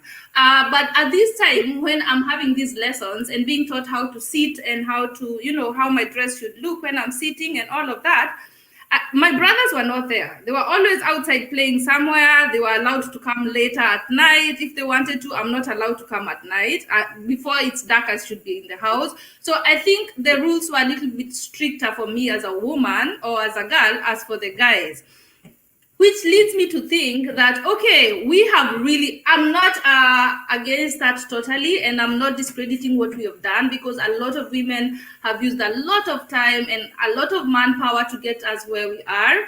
Women have been protesting for years to make sure that we have all the rights that we have right now, and that we can even be here talking to each other without our husbands signing off. Yeah. So I think I really, really, I am grateful for what other women have done. But I always ask myself, what is the goal? How far do we plan on going? We have that, we already presidents, we already prime ministers, we already at the top of our game. How far do we need to go, or what is the goal? What are we looking for? I believe we still have a long way to go, because we still do not have all the possibility or equal rights and possibilities. I also believe that I do give you some credit in what you said, because there are some things that we need to take responsibility also as mothers, or as when it comes to raising our sons, but it's also something that men have to do. When it comes to safety and to protecting women, it is a man's job to know not to harass a woman, and not for a woman to be careful of where she is, how she's dressed, or to be cautious of her surroundings. Yeah. Because that places a responsibility on us, which we can never live up to. Because you've heard of women being attacked, even when they're covered up from head to toe. You've heard of women being attacked when they're... So it's not us. So that's where I do give you credit, that we do need as a society to teach our sons, but it is a lot about holding men accountable. Okay, so as a woman, let me ask, do you think men are up to the job? As men, we're not saying they will be better or they will be... Yes, why not? Yeah, but how what do you think? Why haven't they been doing that job? What do you think it is? Because they've been getting away with it. They've been getting away with it. I mean, let's be honest. The reason why women nowadays do not rush into marriage blindly and would rather wait up until whenever, it's because they don't have to. We have the financial independency. We do not have to put up with a lot anymore. And that's why we don't do it. So when it gets uncomfortable for them, they do realize it. And I mean, you can see it with the movements that have been happening, that the men do know when they're in the wrong, and even there are other men that call themselves feminists, because they do realize that what their counterparts are doing is not right. And nobody has to tell you that, doing this or that is not right. You do know it. So it's time to just take responsibility. And that's the only way for anything to actually really change.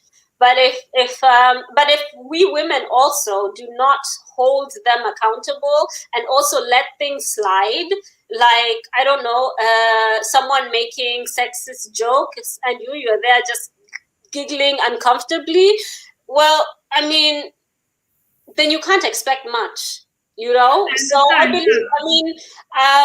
I have two wonderful honorary sons that we get along really well. But, when it comes to doing household stuff, we're a team. They know that we have to, it's teamwork that makes the dream work. So if we want to hang out, if we want to whatever, then everyone gets up in the morning, they make their beds, I make my bed, or our bed, or my partner makes the bed, and everyone gets their duty. And on Saturdays, it's cleaning day, and all of them will do their part, because the house doesn't clean itself, and I am not anybody's maid.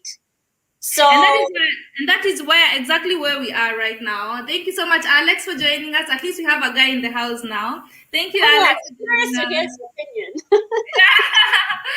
So all right. So, and that is what I'm talking about. I'm talking about the fact that you acting as, okay, you are the grown up, yeah, in that moment. And of course, the dad is there and he's doing what he can or what he's supposed to do as a guy. But do you think if there were two daughters also, two daughters and two sons, that is the same thing that would happen? Yes. Yeah? Yes, Okay. because in our, well, at least in our household, that's the way it is. Yes. Everyone Yes. carries their weight. So Yeah. if I do laundry, someone else will hang the laundry, or my partner will hang up the laundry, or he will, I don't know, he will vacuum the house and everything, because we're both working. We're both Yes. working full-time jobs, and there is no help here. And we both do not have the luxury to hire help. So, and it needs to get done. So it's on us. Okay. And that is something I would understand if someone's a stay-at-home parent or mom or partner, whatever, then sure, why not, do the whole household? But if we're both bringing money to the how? Yeah. And I Okay. think it's important for boys as much as girls to be able to cook for themselves, to wash their clothes, because somebody has Yeah. to do. Definitely. So you and I are definitely on the same page on that, because first of all, when you come to Germany, things change. That is for me, Yes. because I came as a grown up. Things change, and you see how the boy child in Germany has been raised differently. He knows how to clean and how to do all of that. And most men in Germany will not let you do housework because you're a woman. That doesn't happen here at all. People help each other. But and that is why, as you are being not only a responsible parent or adult in this case, but you already know what is coming up in their life later as men also. Yeah, they don't have to be with women because women needs to clean for them, or a woman needs to clean for them, or they cannot even cook. That's why they need a woman in their life. They don't need to do all of that because you've already taught them. But we're also talking about, not every woman understands this. Every woman is already fighting for the girl child and herself and everything, and that is, we are seeing results with the years, with all of these years we've seen results. But at the same time, I feel that not every woman takes the responsibility of raising a boy or a boy child as seriously as you are doing right now. And when it comes to the generation that is our generation and the one above us, let's say our aunts and our moms, a lot of women have become single parents, which is their choice. They're allowed to do that. Everybody has a choice to do what they want. But that means that most boys don't have the father figure that our dads had, because they always either had a dad or a grandfather or an uncle. And the women who just have one child, I have just one son and I live in the middle of Nairobi and I'm working full time. So expecting the man or the men to take responsibility for these young boys is leading them to take any other lessons that they will be taught by any other man who is near them. Yes, but where's the father of that child? That is the woman's decision. Even if you've broken up, yeah, it's one thing to a relationship to end or a marriage to end, but that's your child. That is your responsibility. So I believe that as a father, and I mean, I have friends who are separated from their partner, they still make it happen. And I'm talking about friends in Kenya for their kids. They will take their kids on holiday. And I even have a friend of mine, he's married and he takes his kids on holiday and his wife stays back and has her alone time. So there's no the care labor is not only women's labor, it's men's labor as well. And there are things that we women will never know as women. There are things we can never teach our sons. No matter how much we will try and do whatever, there are things that we do not. How am I supposed to teach somebody how to be a man? I've never been a man. I don't know. Like I can tell you what I would think is right. Yeah. But what you're going through, how to navigate issues, I don't know. I have no idea. Yeah. So Yeah. it's on the father. So if you can sire a child, for Christ's sake, you can be there for that child. And Yeah. sometimes it is better to separate from the mother because you guys have too many issues. It's better for you to be outside and have the child live in a peaceful environment, but you both need to figure out how to get along to, for the sake of this kid. So Okay. So we've already talked about the man. That is his responsibility as a father to know I've left a son behind who needs teaching and who needs his father, because the mother will never be the father. Let's talk now about the woman who decides to go alone and doesn't want to introduce the kid to the dad, or doesn't have, or she doesn't even know who the dad is because it happens. And in this case, you'll not expect the dad to take responsibility because he doesn't know there's anything, there's any son somewhere. Yeah. So would we say that it is the responsibility of a woman in this case to find a father figure for the son? I would think so. I mean, it takes a village. There's no one who's raised only by their two parents, rarely, Yeah.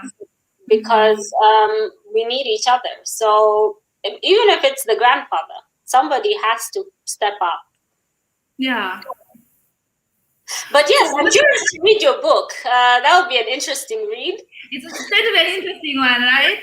Okay, why it's going to be interesting is because every time that a woman tries to talk something that women have to not do now, it's always taken badly by other women. And that's why I like discussing this with only people who are mature enough, because I want to hear both sides. I want to hear what people are thinking, because one person said in a video, and they were like, okay, people have been asking her why she's over 45 and she's never been married. Yeah. And then she asked them, have you raised me a son? Yeah. And it got me thinking, okay, we are raising women to be so financially stable and have everything they want in life, but is someone else taking the same responsibility to raise me a son, who is going to be in the same level as I'm being raised?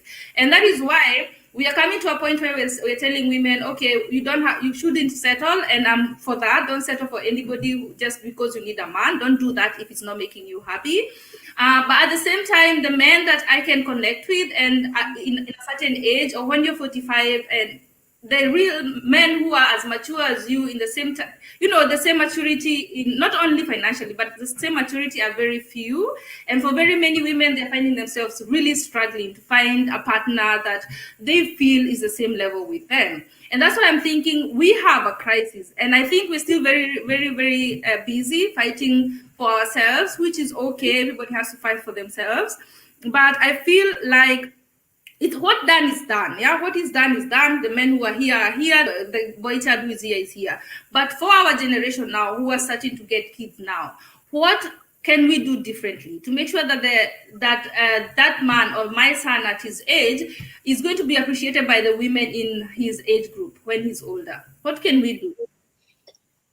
Oh, that's an interesting Heavy one, right? Yeah, but I think number one, I think it starts before actually even having a child, because you need to look at who you're having a child with.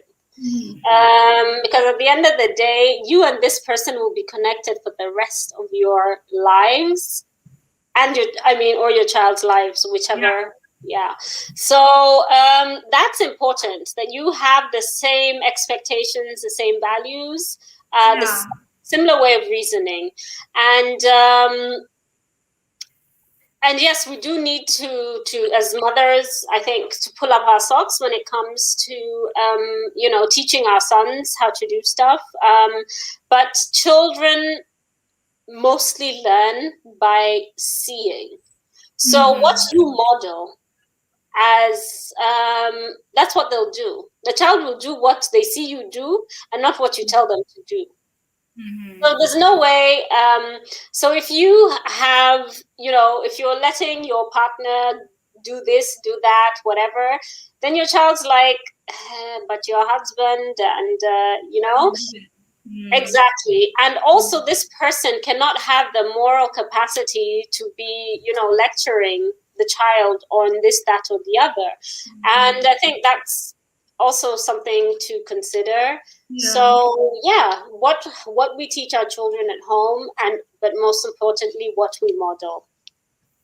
You're very right. So it should all start with, first of all, what kind of a man you're letting into your life, because he will be there to stay. That means even if you guys break up, like you're saying, and he still wants to come and teach your son stuff, he will teach your son what he knows or who he is. So it's, first of all, you look at the character of your man before he comes into your life. And I agree 100%, definitely. So let me lighten up the conversation a little bit. It gets heavy and heavier, and I need to. So let us talk about traveling, kidogo. I met you in Paris, like we told everybody, and I know you're a traveler because I think 2 weeks after that you're in Bologna, and I was hating you because I was like, "This chick, what are you doing there eating the best pizza in the world, and I'm still here?" So, which countries have you been to so far? Oh geez, Europe, quite a few. I've been to Sweden, to the UK, France, Italy, Portugal, Spain, Austria, Switzerland, Luxembourg, Belgium. Oh my God, you've been to Luxembourg?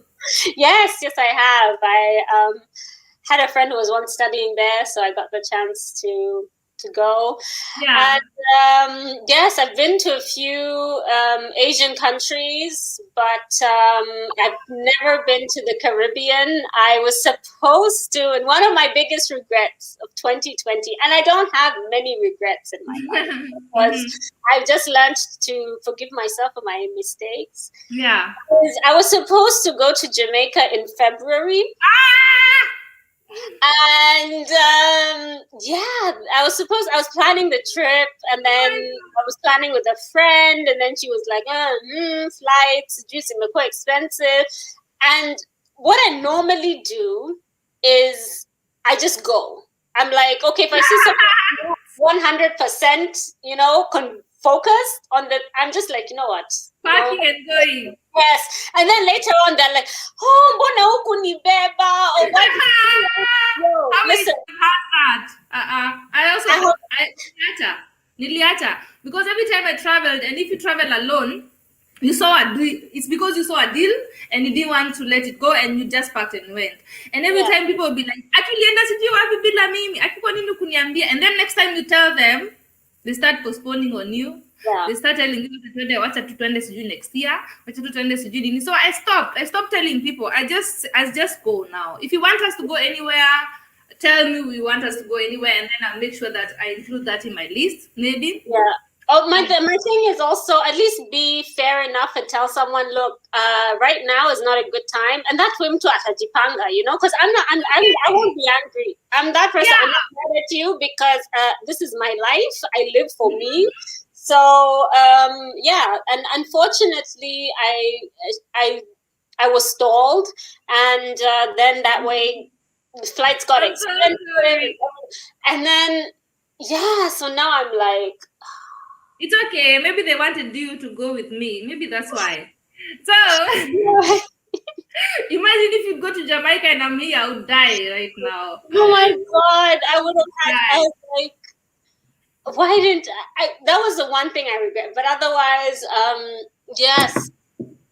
So which of the countries you've been to you'd totally recommend me to try? And then I'll tell you if I've been there. Which was your favorite, except from Germany or Kenya? I loved in Europe. I love Portugal. I'm just a huge fan of Portugal. My favorite city used to be Barcelona. This is where I got my cup. This is a Gaudi. It's a Gaudi, whatever cup. I loved Barcelona. It was my big love because it was just the beach and the city and the mountains, like everything together. It was perfect until I went to Portugal. And the first time I went to Lisbon, I had such a good time. But then I went to Porto and I was like, okay, I'm sold. I am sold. I'm moving here when I'm old. Is it true for people who love traveling that you always see the best city yet? And then you think you've seen it all, and then the next one you're like, oh my God, this is even better. Maybe. I don't know. But I haven't felt so much like at home in a city like I have in Porto, or in Portugal for that matter. I think, yeah, I love the Portuguese way of life, Yeah, me too. Me and I too. love the food Yeah, the seafood and everything, and their port wine. and their port wine. Yeah, Yeah, so Portugal were two trips because I was there twice were the best trips ever for me, definitely. yeah. Barcelona was just a killer. I was in Madrid also, and I was dying of eating. I was eating, their tapas. Oh my god, I could live on tapas. I No, when could it comes definitely. to food, I have to say Bologna was the bomb. As in, I put on so much weight on that, Okay, these and people can eat.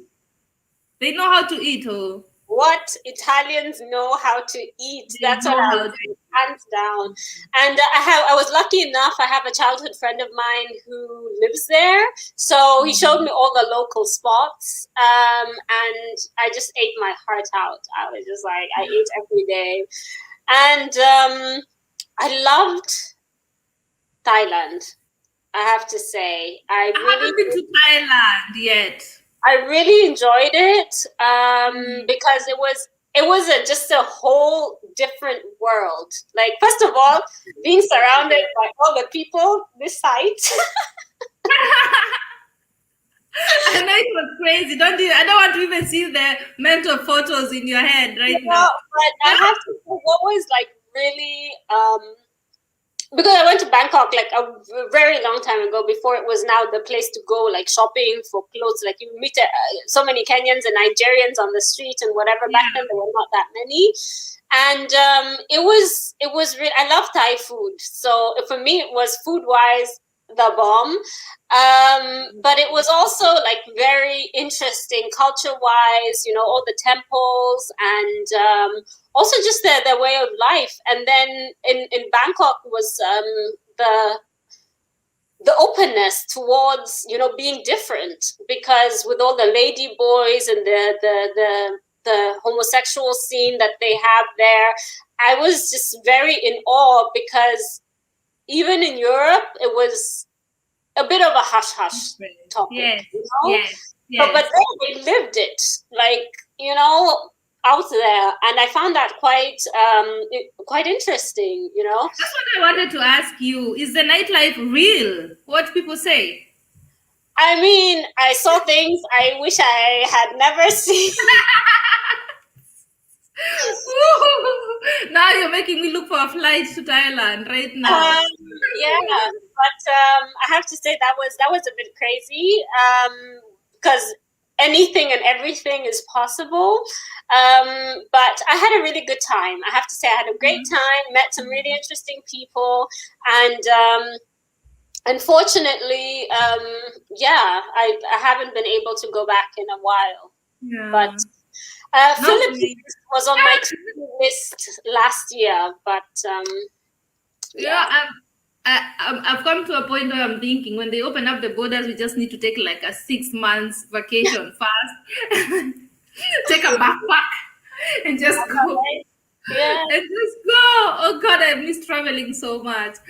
Okay, I remember the first time I went to Italy. It was to Rome, right? No, that was not the first time. I had been to Verona and Gardaland, I think, yeah.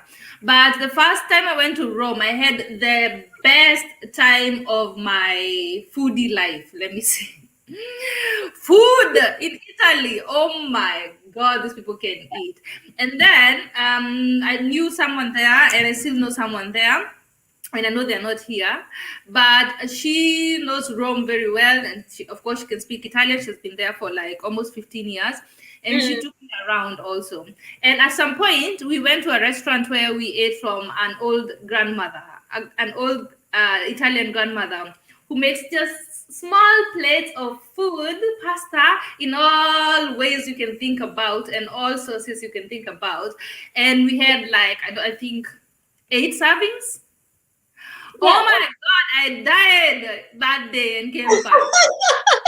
Yes, Italians eat, as in they start eating, they do aperitivos, and then sijui here with prosciutto, sijui with hams, sijui cheese. I'm like, how are you people this tiny? Because it cannot be me. It's You know, me being a Kenyan and being that new girl in town and everything, I was like, okay, they brought a lot of stuff. And then the table was always full of mozzarella, bread, and tomatoes, and basilicum, basil. So the table is already full of food, yeah, and I have my wine. So me, I was just there doing this, and then I came to realize we were having like eight. It was supposed to be a 6 course meal for the grandmother. She has a package for the whole 6 course meal, but the two were desserts. Jesus Christ, 8 serving.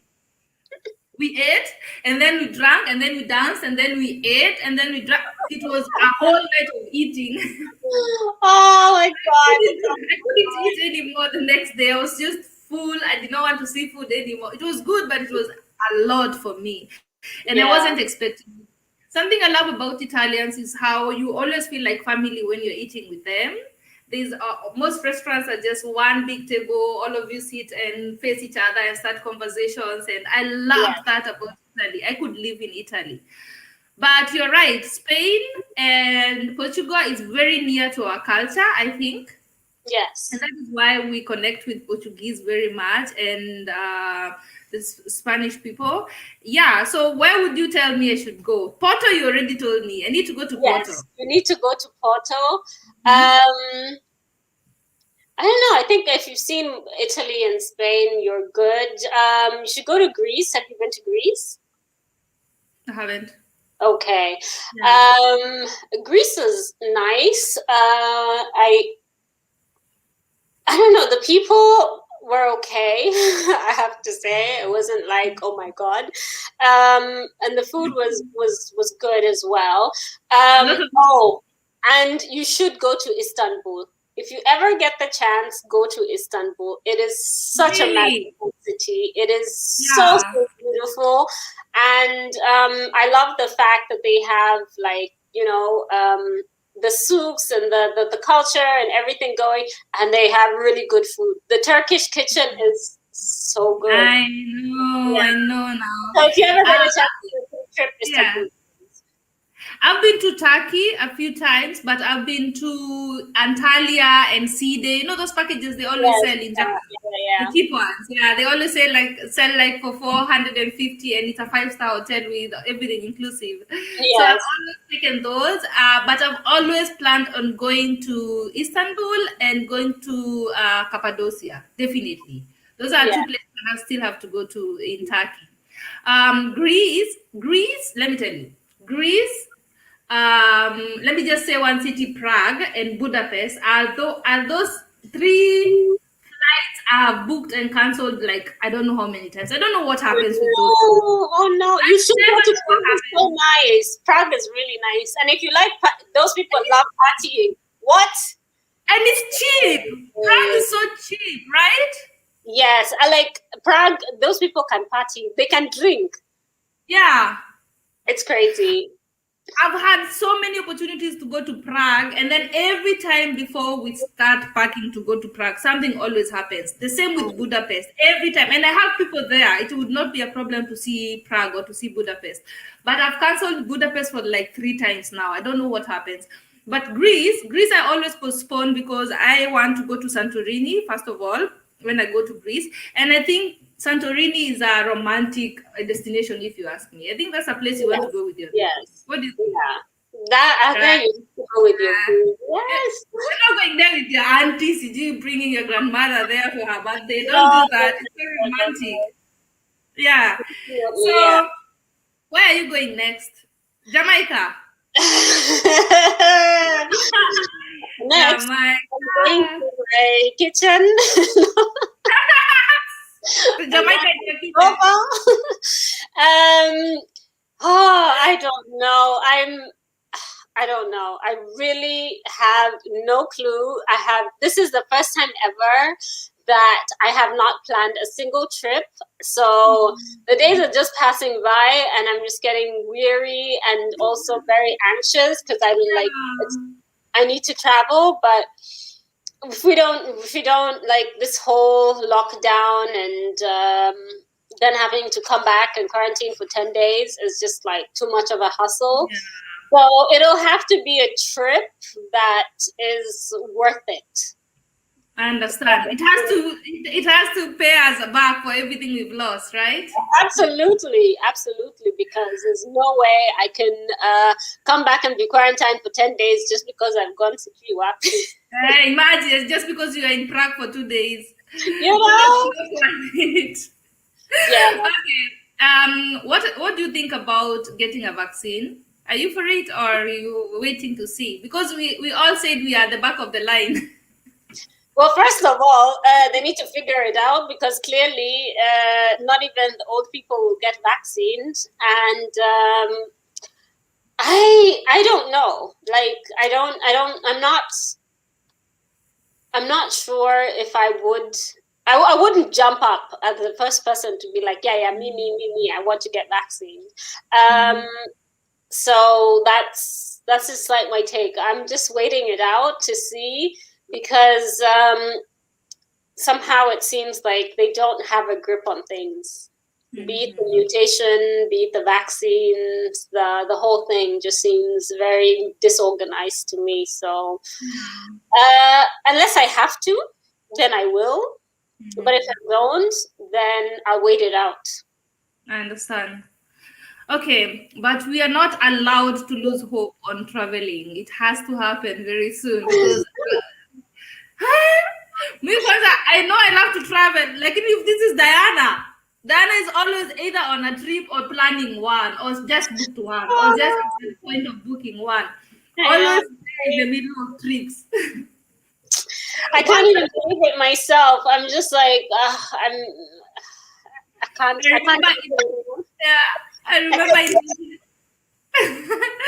I remember in 2019, a few people were like, "Sis, are you still working? How you got fired?" I was like, "What? Why? You are not. I don't see you working. When are you working? You're either on a trip or going on a trip or planning a trip. But we work. You work. But you just have to organize yourself, and always look out for those bargain flights and whatever, and just be on your toes, and then you're out. You're like, okay, later. And do not wait for somebody to come with you. Go. If you want to go. Go, guys. If you wait for, especially, I've come to notice one thing. If someone is not a traveler, they are not a traveler. There is nothing you'd say to them that would make it look more attractive for them to come with you. Someone who is a traveler, they'll not look for an excuse. They look for a way out. If there's something with their job, they'll find someone to change with. They'll always find a way. If you notice that you're planning, if you notice you're planning a trip with someone and they keep having excuses why it should be another date, why it should be another this and this and that, leave them. That is all right. Explain to them you still have to go, and just go. Otherwise, you'll never travel. Exactly. And then also you need to find someone that has the same interests as you when it comes to traveling, because I've fallen out with people that I've known for a while that we've been really cool until we travel together. Because there's that saying, you don't know someone until you've traveled with them. Together, So you are there first thing in the morning, you're all energetic, getting dressed, you're like, okay, let's go sightseeing. Junior, they're like, sasa mimi, I just wanted to chill and then to on a club niaje leo sijui tutajua. I'm like, okay, Google. Like, if I wanted to club, I would have stayed in my home city and clubbed. But I don't, like, this cannot be all I have to say about it. You see, I was in Paris. What did you, hey, nilienda club. Nikaenda club. Really? So that's it? And you know what? It's good that you say Paris. I know people who have been to Paris 4 times. They've never been to the Eiffel Tower once. And every metro goes to Eiffel Tower in Paris. Once. And they've been in hotels in the middle of the city. What were they doing? 4 times in Paris. Yeah? Sikukunywa too. So there, I understand, and I've been a victim of that, of taking friends with you who are not the same as you when it comes to traveling. I want to see museums, I want to see cathedrals, I want to see their tourist attractions first, and then we can go to eating and drinking and everything. So the way I plan my travels is in the morning we do that, and then we have lunch, and then after lunch we do something light. Like maybe see a park or something, something light, and then we can start drinking and eating. No problem with that. But starting to drink at 9 a.m. in the morning and then we're not seeing anything, and we flew all the way to Sijui to Greece. I'm not doing that anymore. I've done that so many times, and I also had a lot of trouble with a lot of friends because they think you're making them tired, you're tiring them. Oh, says you're too much when you travel. Oh, we don't see you in the morning. No, I'm not staying in the hotel and chilling the whole. If I want to chill, and that is why I go to Turkey, I'll go to Antalya, find a hotel that is on the beach, let it be all inclusive, and put your feet up. That is another kind of Lounge, exactly. Yeah. that's No, another and kind of there are also party vacations you can go. I mean, definitely. I've done them. I'm not gonna whatever. I've been to Ibiza and done it all. So those are there. It's great. It's nothing wrong with that. But you can't. Yeah.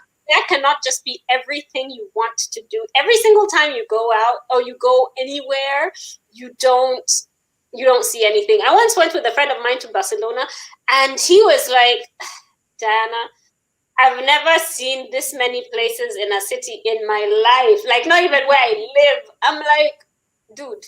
Yeah. So, uliona tutafanya? We'll start drinking sangria in the morning. Imagine. That's what I always. You have said a very, very important point. You have to know the trip you're going to before you go. If you're Yeah. going for a city trip, just go to a city trip and see the city. Yeah. If you're going to a party trip, that is okay. Go to a party trip and have the best time of your life. I've also gone to Lisbon and not seen anything because I knew it was going to be a party weekend, you Yeah. know? And then you should also I think you should also know the kind of travel partners you're going with. If they're only for drinking, make sure that you only bring them along when you're going to a party trip, because Yes. I've wasted a lot of money because someone told me they want to see which city I had already been to. Ushaenda Vienna, yeah, and then someone tells you that I've never been to Vienna, so you take me to Vienna, you take them to Vienna and see nothing. That means you only went to drink. It's your money. Umetumia your own money for flights, you umetumia your own money for the keeper for the whole weekend, and you've not seen anything you wanted to see or went anywhere. So I said I'm never going to do that with friends again. We have to talk in advance before we travel. What are we accomplishing? Because when you travel with me, I already have my list. I know where the cathedral is, I know where the museums are, how much they cost. I have my Yeah. list. I mean, you research it because yeah, you need to know what it is that you're doing. Like I can't just wake up and be like, okay, so now I walk out the door and then, so at least I know I want to go here, I want to see this, I want to see that, I want to do this, that, and the other. So yeah. Very true. So what are your tips for finding bargain trips or bargain flights? Research a lot, especially always turn off your thingy. So always do it on incognito mode. That way, because you can actually, I've done it with two computers and seen that the prices differentiate. Different, yes. And book flights on weekdays, especially on Thursday or Wednesday. Those are good days. And yeah, but at least be spontaneous. I think be spontaneous is quite important. Just okay. So be flexible. That if you find whatever you find, you can always be flexible with it. So are you more of a luxury traveler, or you don't mind sleeping in a hostel? That's my big age. Have you ever slept in a hostel? I have, when I was in my early 20s, when I was 18. Yes, of course. But no, honey, no. Not at this age. We are working now. We're big girls. Huh? We are big girls now. Yes, excuse me. Like I work hard for my money, so I want to enjoy it and I want to enjoy myself. So I love festivals, for example. I go to festivals every year, and but I did the camping twice, I think, and I was like, yes, this is fun, but it's not for me. I want to sleep on my bed. I want to take a hot shower, that I don't have to be in a cubicle with my clothes in a paper bag, zimefungwa hivi, so that they don't get wet, and then I'm afraid of myself touching anything. No, no. What I do. I love camping so much. Don't ever take me to a camping trip. I love camping. I will extend another day and another second day and another third day. We're not doing camping. Hey, have you gone to camping where you can't use the bathroom after day two? That is the fun of camping, Diana. You don't. I get it. Okay, I've done it. I have done festivals, camping. I have frozen my ass off. I have showered in cubicles. I have brushed my teeth next to a stranger and across from a stranger. But no. Never again. No, I'm done. No, I'm done. I mean, I have to just say I've reached a point. Even when I went camping, like everyone made fun of me because I came prepared. Like I had a tent for 2 people because I need space, and I had that big that mattress for 2 people.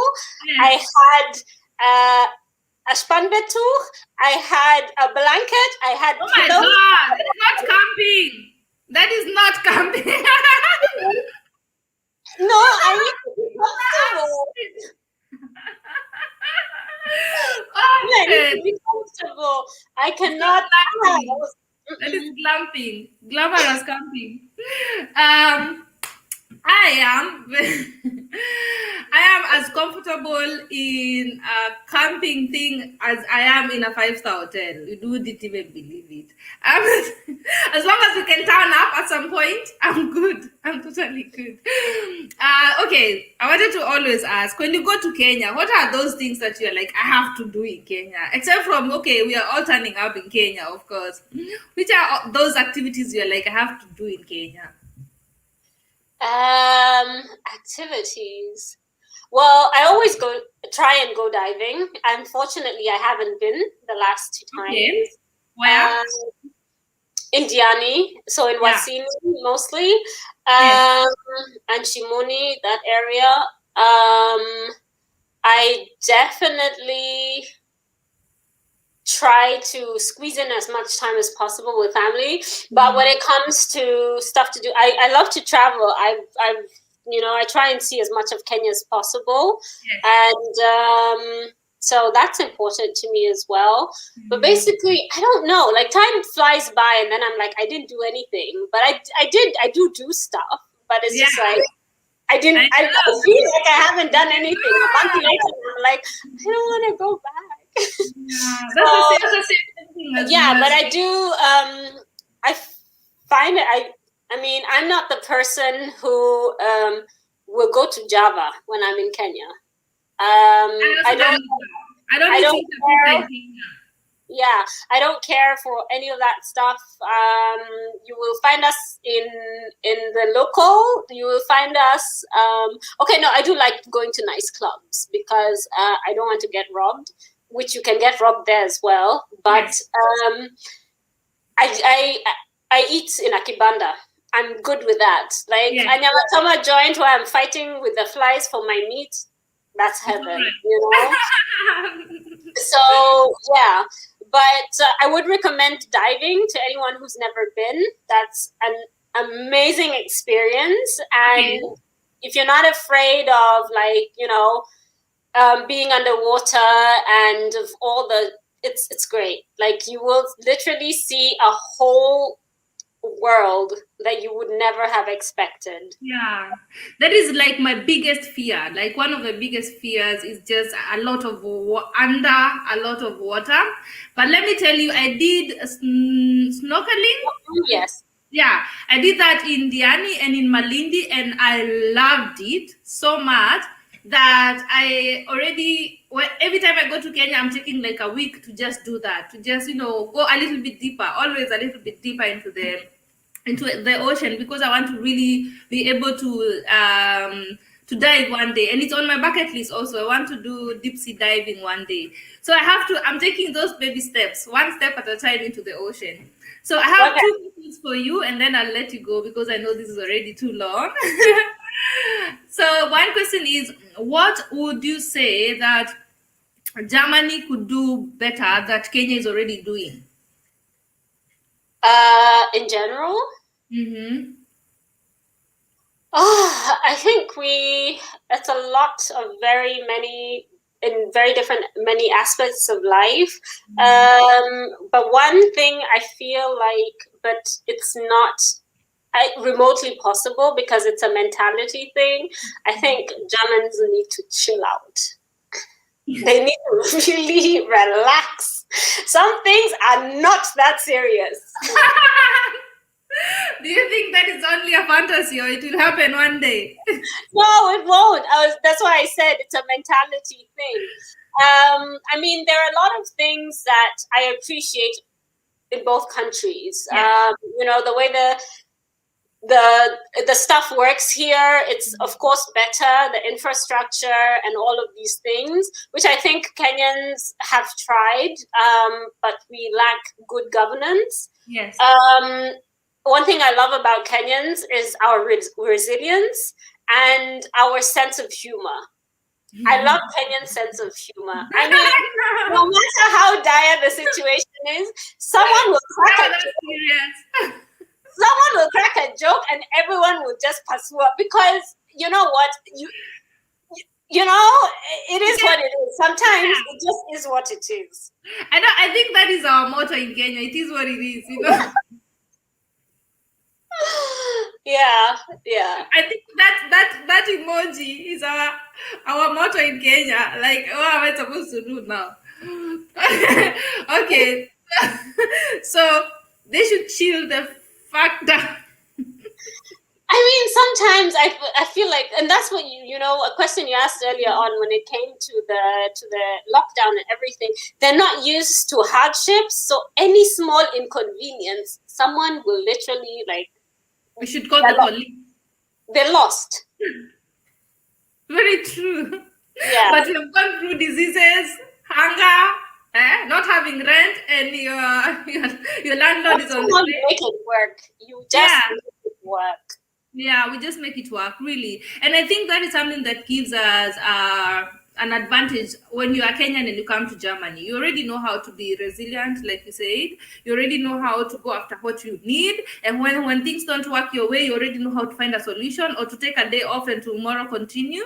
We already have that figured out. And that's why people are like, how do you come to Germany as a Kenyan? And in a few years, you've already done that and that and that and that, and then you've gone. Because we don't take so much time feeling sorry for ourselves. That is very true. Yeah. And that is but the mentality of the people. But what about the government? Do you think there's anything they can do better that Kenya is already doing? I really don't know. I don't know. I'm not into politics, sana, if you to know, but yeah, I find sometimes Kenyan politics a bit amusing, because you're it is a circus. Yeah. I think that's unfortunate. It's unfortunate that a country with so much potential is losing on a lot, because time waits for nobody. And as much as people say, oh, Sijui, the West have been Sijui ahead of us in how many years and whatever. But look at Asian countries. Look at how far they've come. Yeah. And so we can't just be there because we're not competing. We're competing on a global level, Yes. and we get ripped off, and by all of these other countries because we don't. We don't think that far. We don't think far ahead. We do not see the bigger picture. So, and that's why we elect also leaders who have no clue. Someone who has not even gone to school and is supposed to, it's like it's never going to work. So I feel like we sell ourselves short when it comes to our leaders. But that's a personal responsibility, I feel. And I can't say much because I don't vote in Kenya, so it's not my place to even lecture people on it. But I feel like it's a personal responsibility that Kenyans have to take. At some point, they need to figure out that there's money to be made in a global scale, and they need people who are able to do that. Yeah. Okay, definitely. I also don't want us to go deeper into politics like that because I came to a point I lost hope. Like I totally lost hope. And the moment they started choosing to use senators and I saw the Nairobi senator, I was done with Nairobi politics forever. Anyway, what I wanted to say is, don't you wish sometimes that we had M-Pesa here? Yes, it would make life easier. Right? Definitely, it would. Yeah. I mean, when it comes to those things, even when the fiberglass and the internet connection is so much better in Kenya than it is here. Right? And yes. People don't understand that. I miss that so much about Kenya. How you can do transactions like ta ta ta ta ta, and you're still sitting in the club, Yes. Yes, where we are very, very far behind in Germany when it comes to digital issues like cyber stuff like that, even apps and so on and so forth. We were or are a leading nation when it comes to export and stuff like that, but when it comes to IT, we're lacking far behind. And I think this virus has also shown it because you can see how they have not been able to cope. Even that app that they were telling people to install that doesn't update or, stuff like that. And even, companies that are not able to send their workers to home office, especially, statal jobs, just because they lack the infrastructure, and that's actually not acceptable. No, but it is what it is. All right, so one last question. It's a short one. Okay. Between 0 and 10, how happy are you right now? Overall, I would say a good 7. You know something very, very funny? I was telling all my guests, everybody picks a 7. I think I'll take it out of the 1 to 10. Okay, an 8. Anything but 7. All right. Okay, you are 7. I'll accept that one. I mean, oh my goodness. I just miss. I miss the outside. I miss community. I miss friends. I miss socializing. I'm a bit of a loner and an introvert, but I still miss being able to go out and do stuff. So that is something I miss. I miss traveling. And I'm also a bit sad for the younger generation because, I mean, when I was 16, 18, so on, we had so much stuff to do, we were planning after the day, we were going on this road trip, we're doing that, we're hanging out with this friends and that friends. And I feel like, that's something that they are missing out on. So that makes me sad for them. But all in all, I have to say I'm grateful. COVID has not been that bad for us. I'm still working. And, all in all, I guess you just make the best out of the situation. I've gone for so many walks. Well, I can imagine all of a sudden walks became a luxury, yeah? You were enjoying it. It's not Yeah, something you have to do yeah, anymore. there's nothing else to do. Like if you come Yeah. home and then on weekends, what do you do? So you're both sitting there looking at each other, so like, yeah, Yeah. I know. I'm breakfast also. dates. I miss breakfast dates. Like, can I just Ah, go me to a too. I restaurant used to and love have brunches. pancakes Kwanza brunches and cocktails. Aye. and Sawa tu. Okay, so when should we expect your line to come out? Because I'm looking forward to the body butters. I'm looking forward to them so I much. hopefully we will be having some products working on the website now. Hopefully by Easter, and but yeah, fingers crossed. We get. I'm dancing already. I'm Yeah, buying lotion until Easter. That's it. pressure. Pressure, eh? I'm good at that. Even go to one. Guys, we are waiting for butter.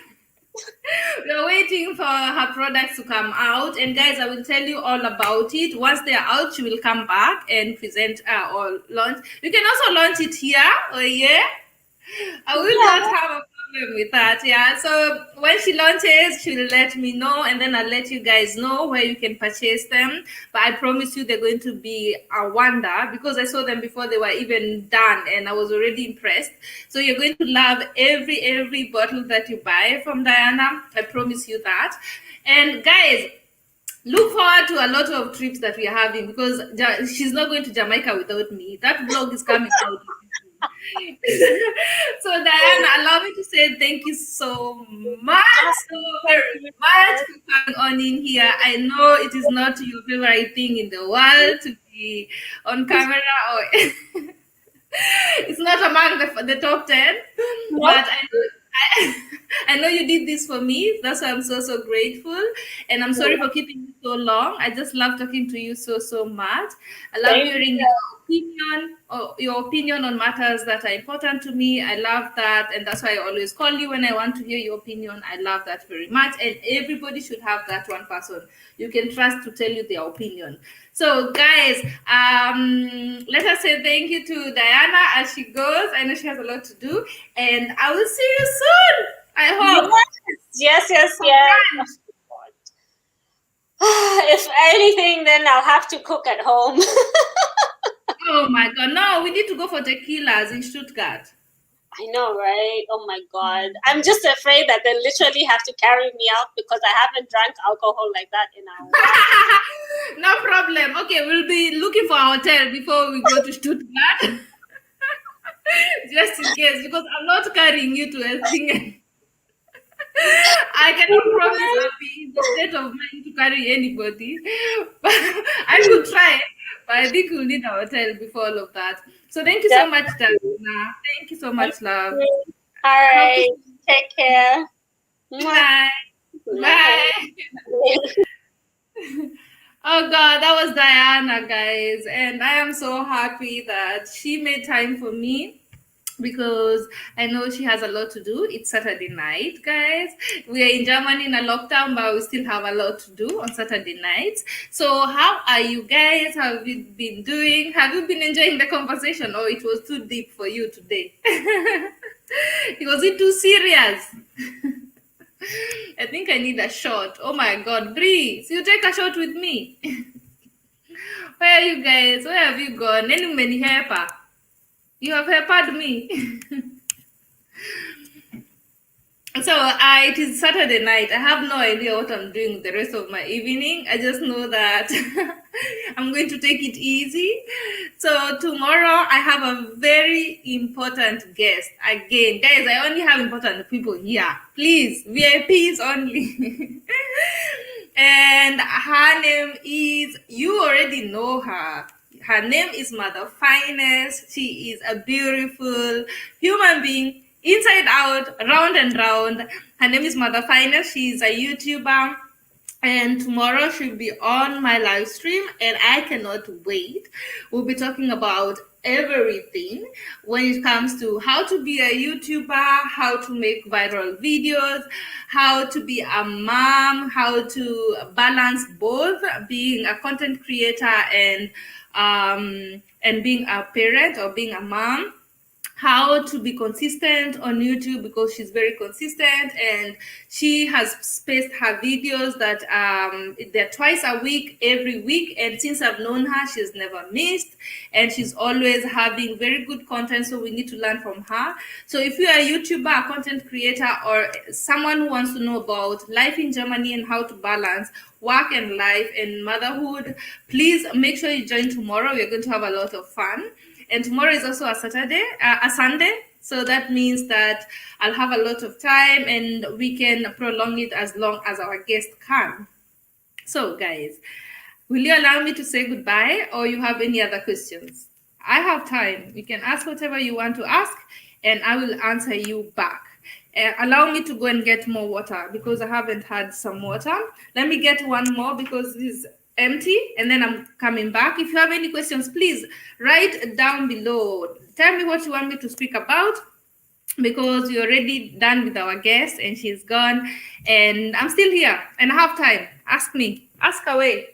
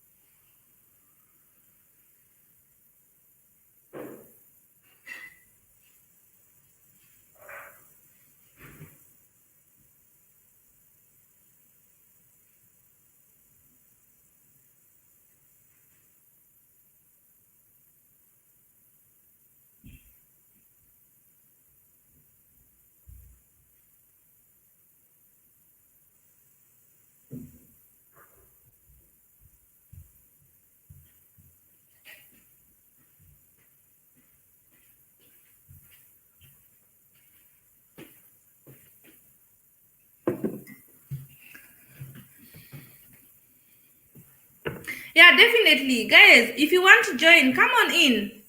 Tell me where you are, or if I don't have your number, send me your number. I will definitely send you the link and you can join. Join, let's talk, let's have a conversation. I'm all here for you guys. I'm here for you. We can have a very serious conversation like the one we just had, or we can just have fun, or we can play some games, whatever, guys. I'm here.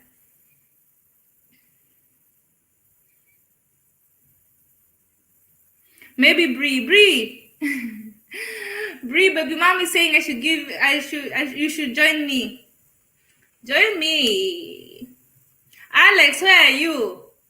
Give me your number and I'll join. And send me your number on DM, and then I'll send you the link and you can join. You don't? Really? Okay.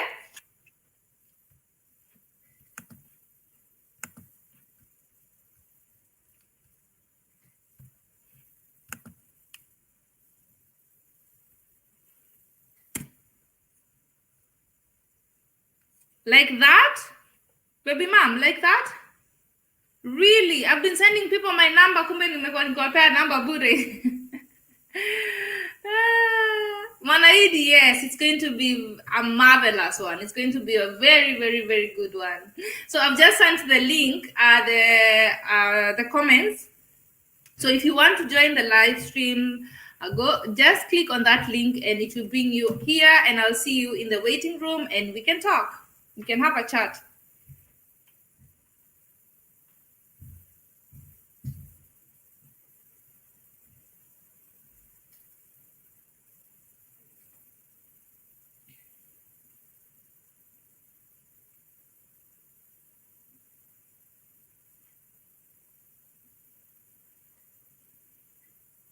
Imagine I did not know. I thought you always have to send someone back at your... I thought you always have to send someone a link on their WhatsApp. That's all I've been doing until now, baby mom. Umenichanua. Mwanaidi, ich auch nicht. Wewe baby mama unataka kuingiza tu Bri kwa nini kwa? Bri, sijui baby mama amekupangia aje. Baby mama wewe kuja live tucheze. Come we play kabla Bri come. I have a set date with Bri. We have another date, Bri and myself. Baby mom, I'm waiting for you. Mwanaidi, if you want to come live and join me, I've sent the link in the comments. Come and join.